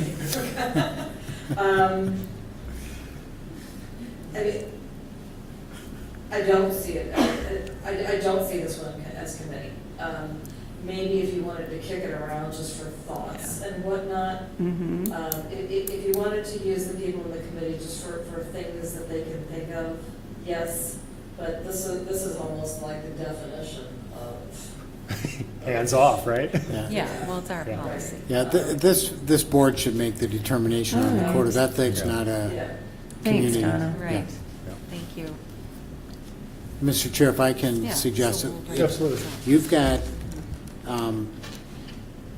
very clear, and you've developed a clear policy pulled from MSBA or our existing policy. Yeah, MSBA So as- existing policy and other district policies that I've read. Yeah, and as you go back to capture the conversation, it might be helpful to then use redlining on the Yes. policy that you developed here, so we can track this conversation and those changes. For sure. Yes, and I have asked for For sure. that, so that would be great. Yes, I if will you could add, do I will that. add that to the next time I share this out and everybody sees that, you'll see the red lines based on the discussion this That's evening. wonderful, thank you. Yeah.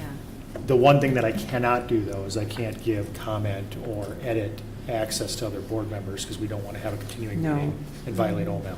So I just have to be tight about that. Well, there's another one too that I'm Yes. on, 227, or 2A7. 1209. On 1209.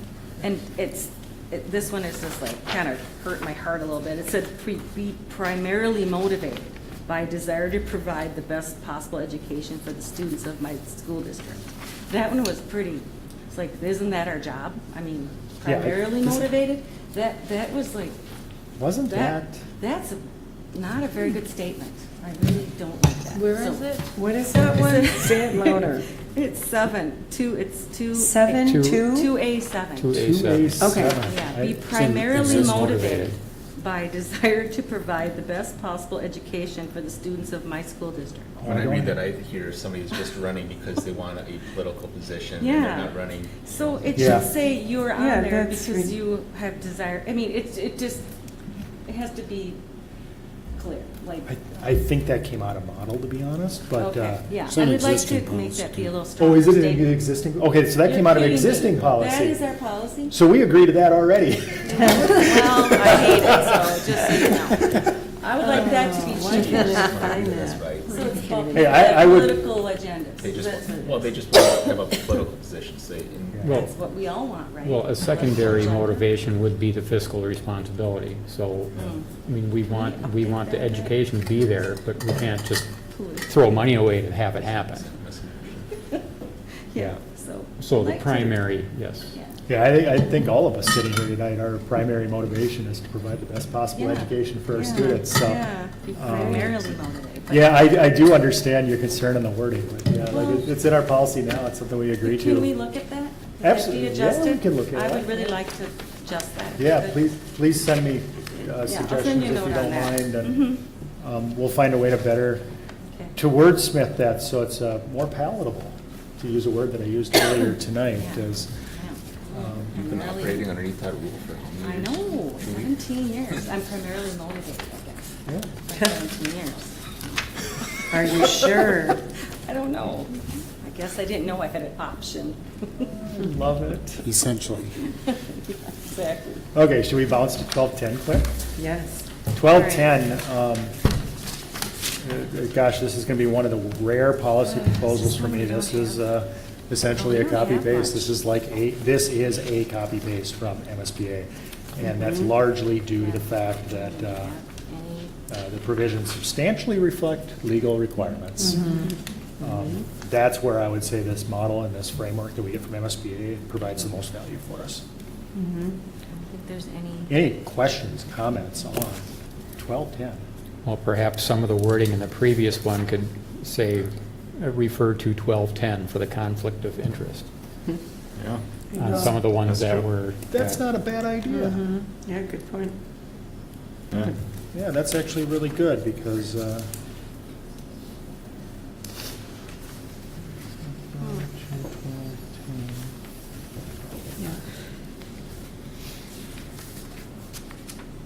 It even talks in here, your determination as to whether a conflict of interest exists, so.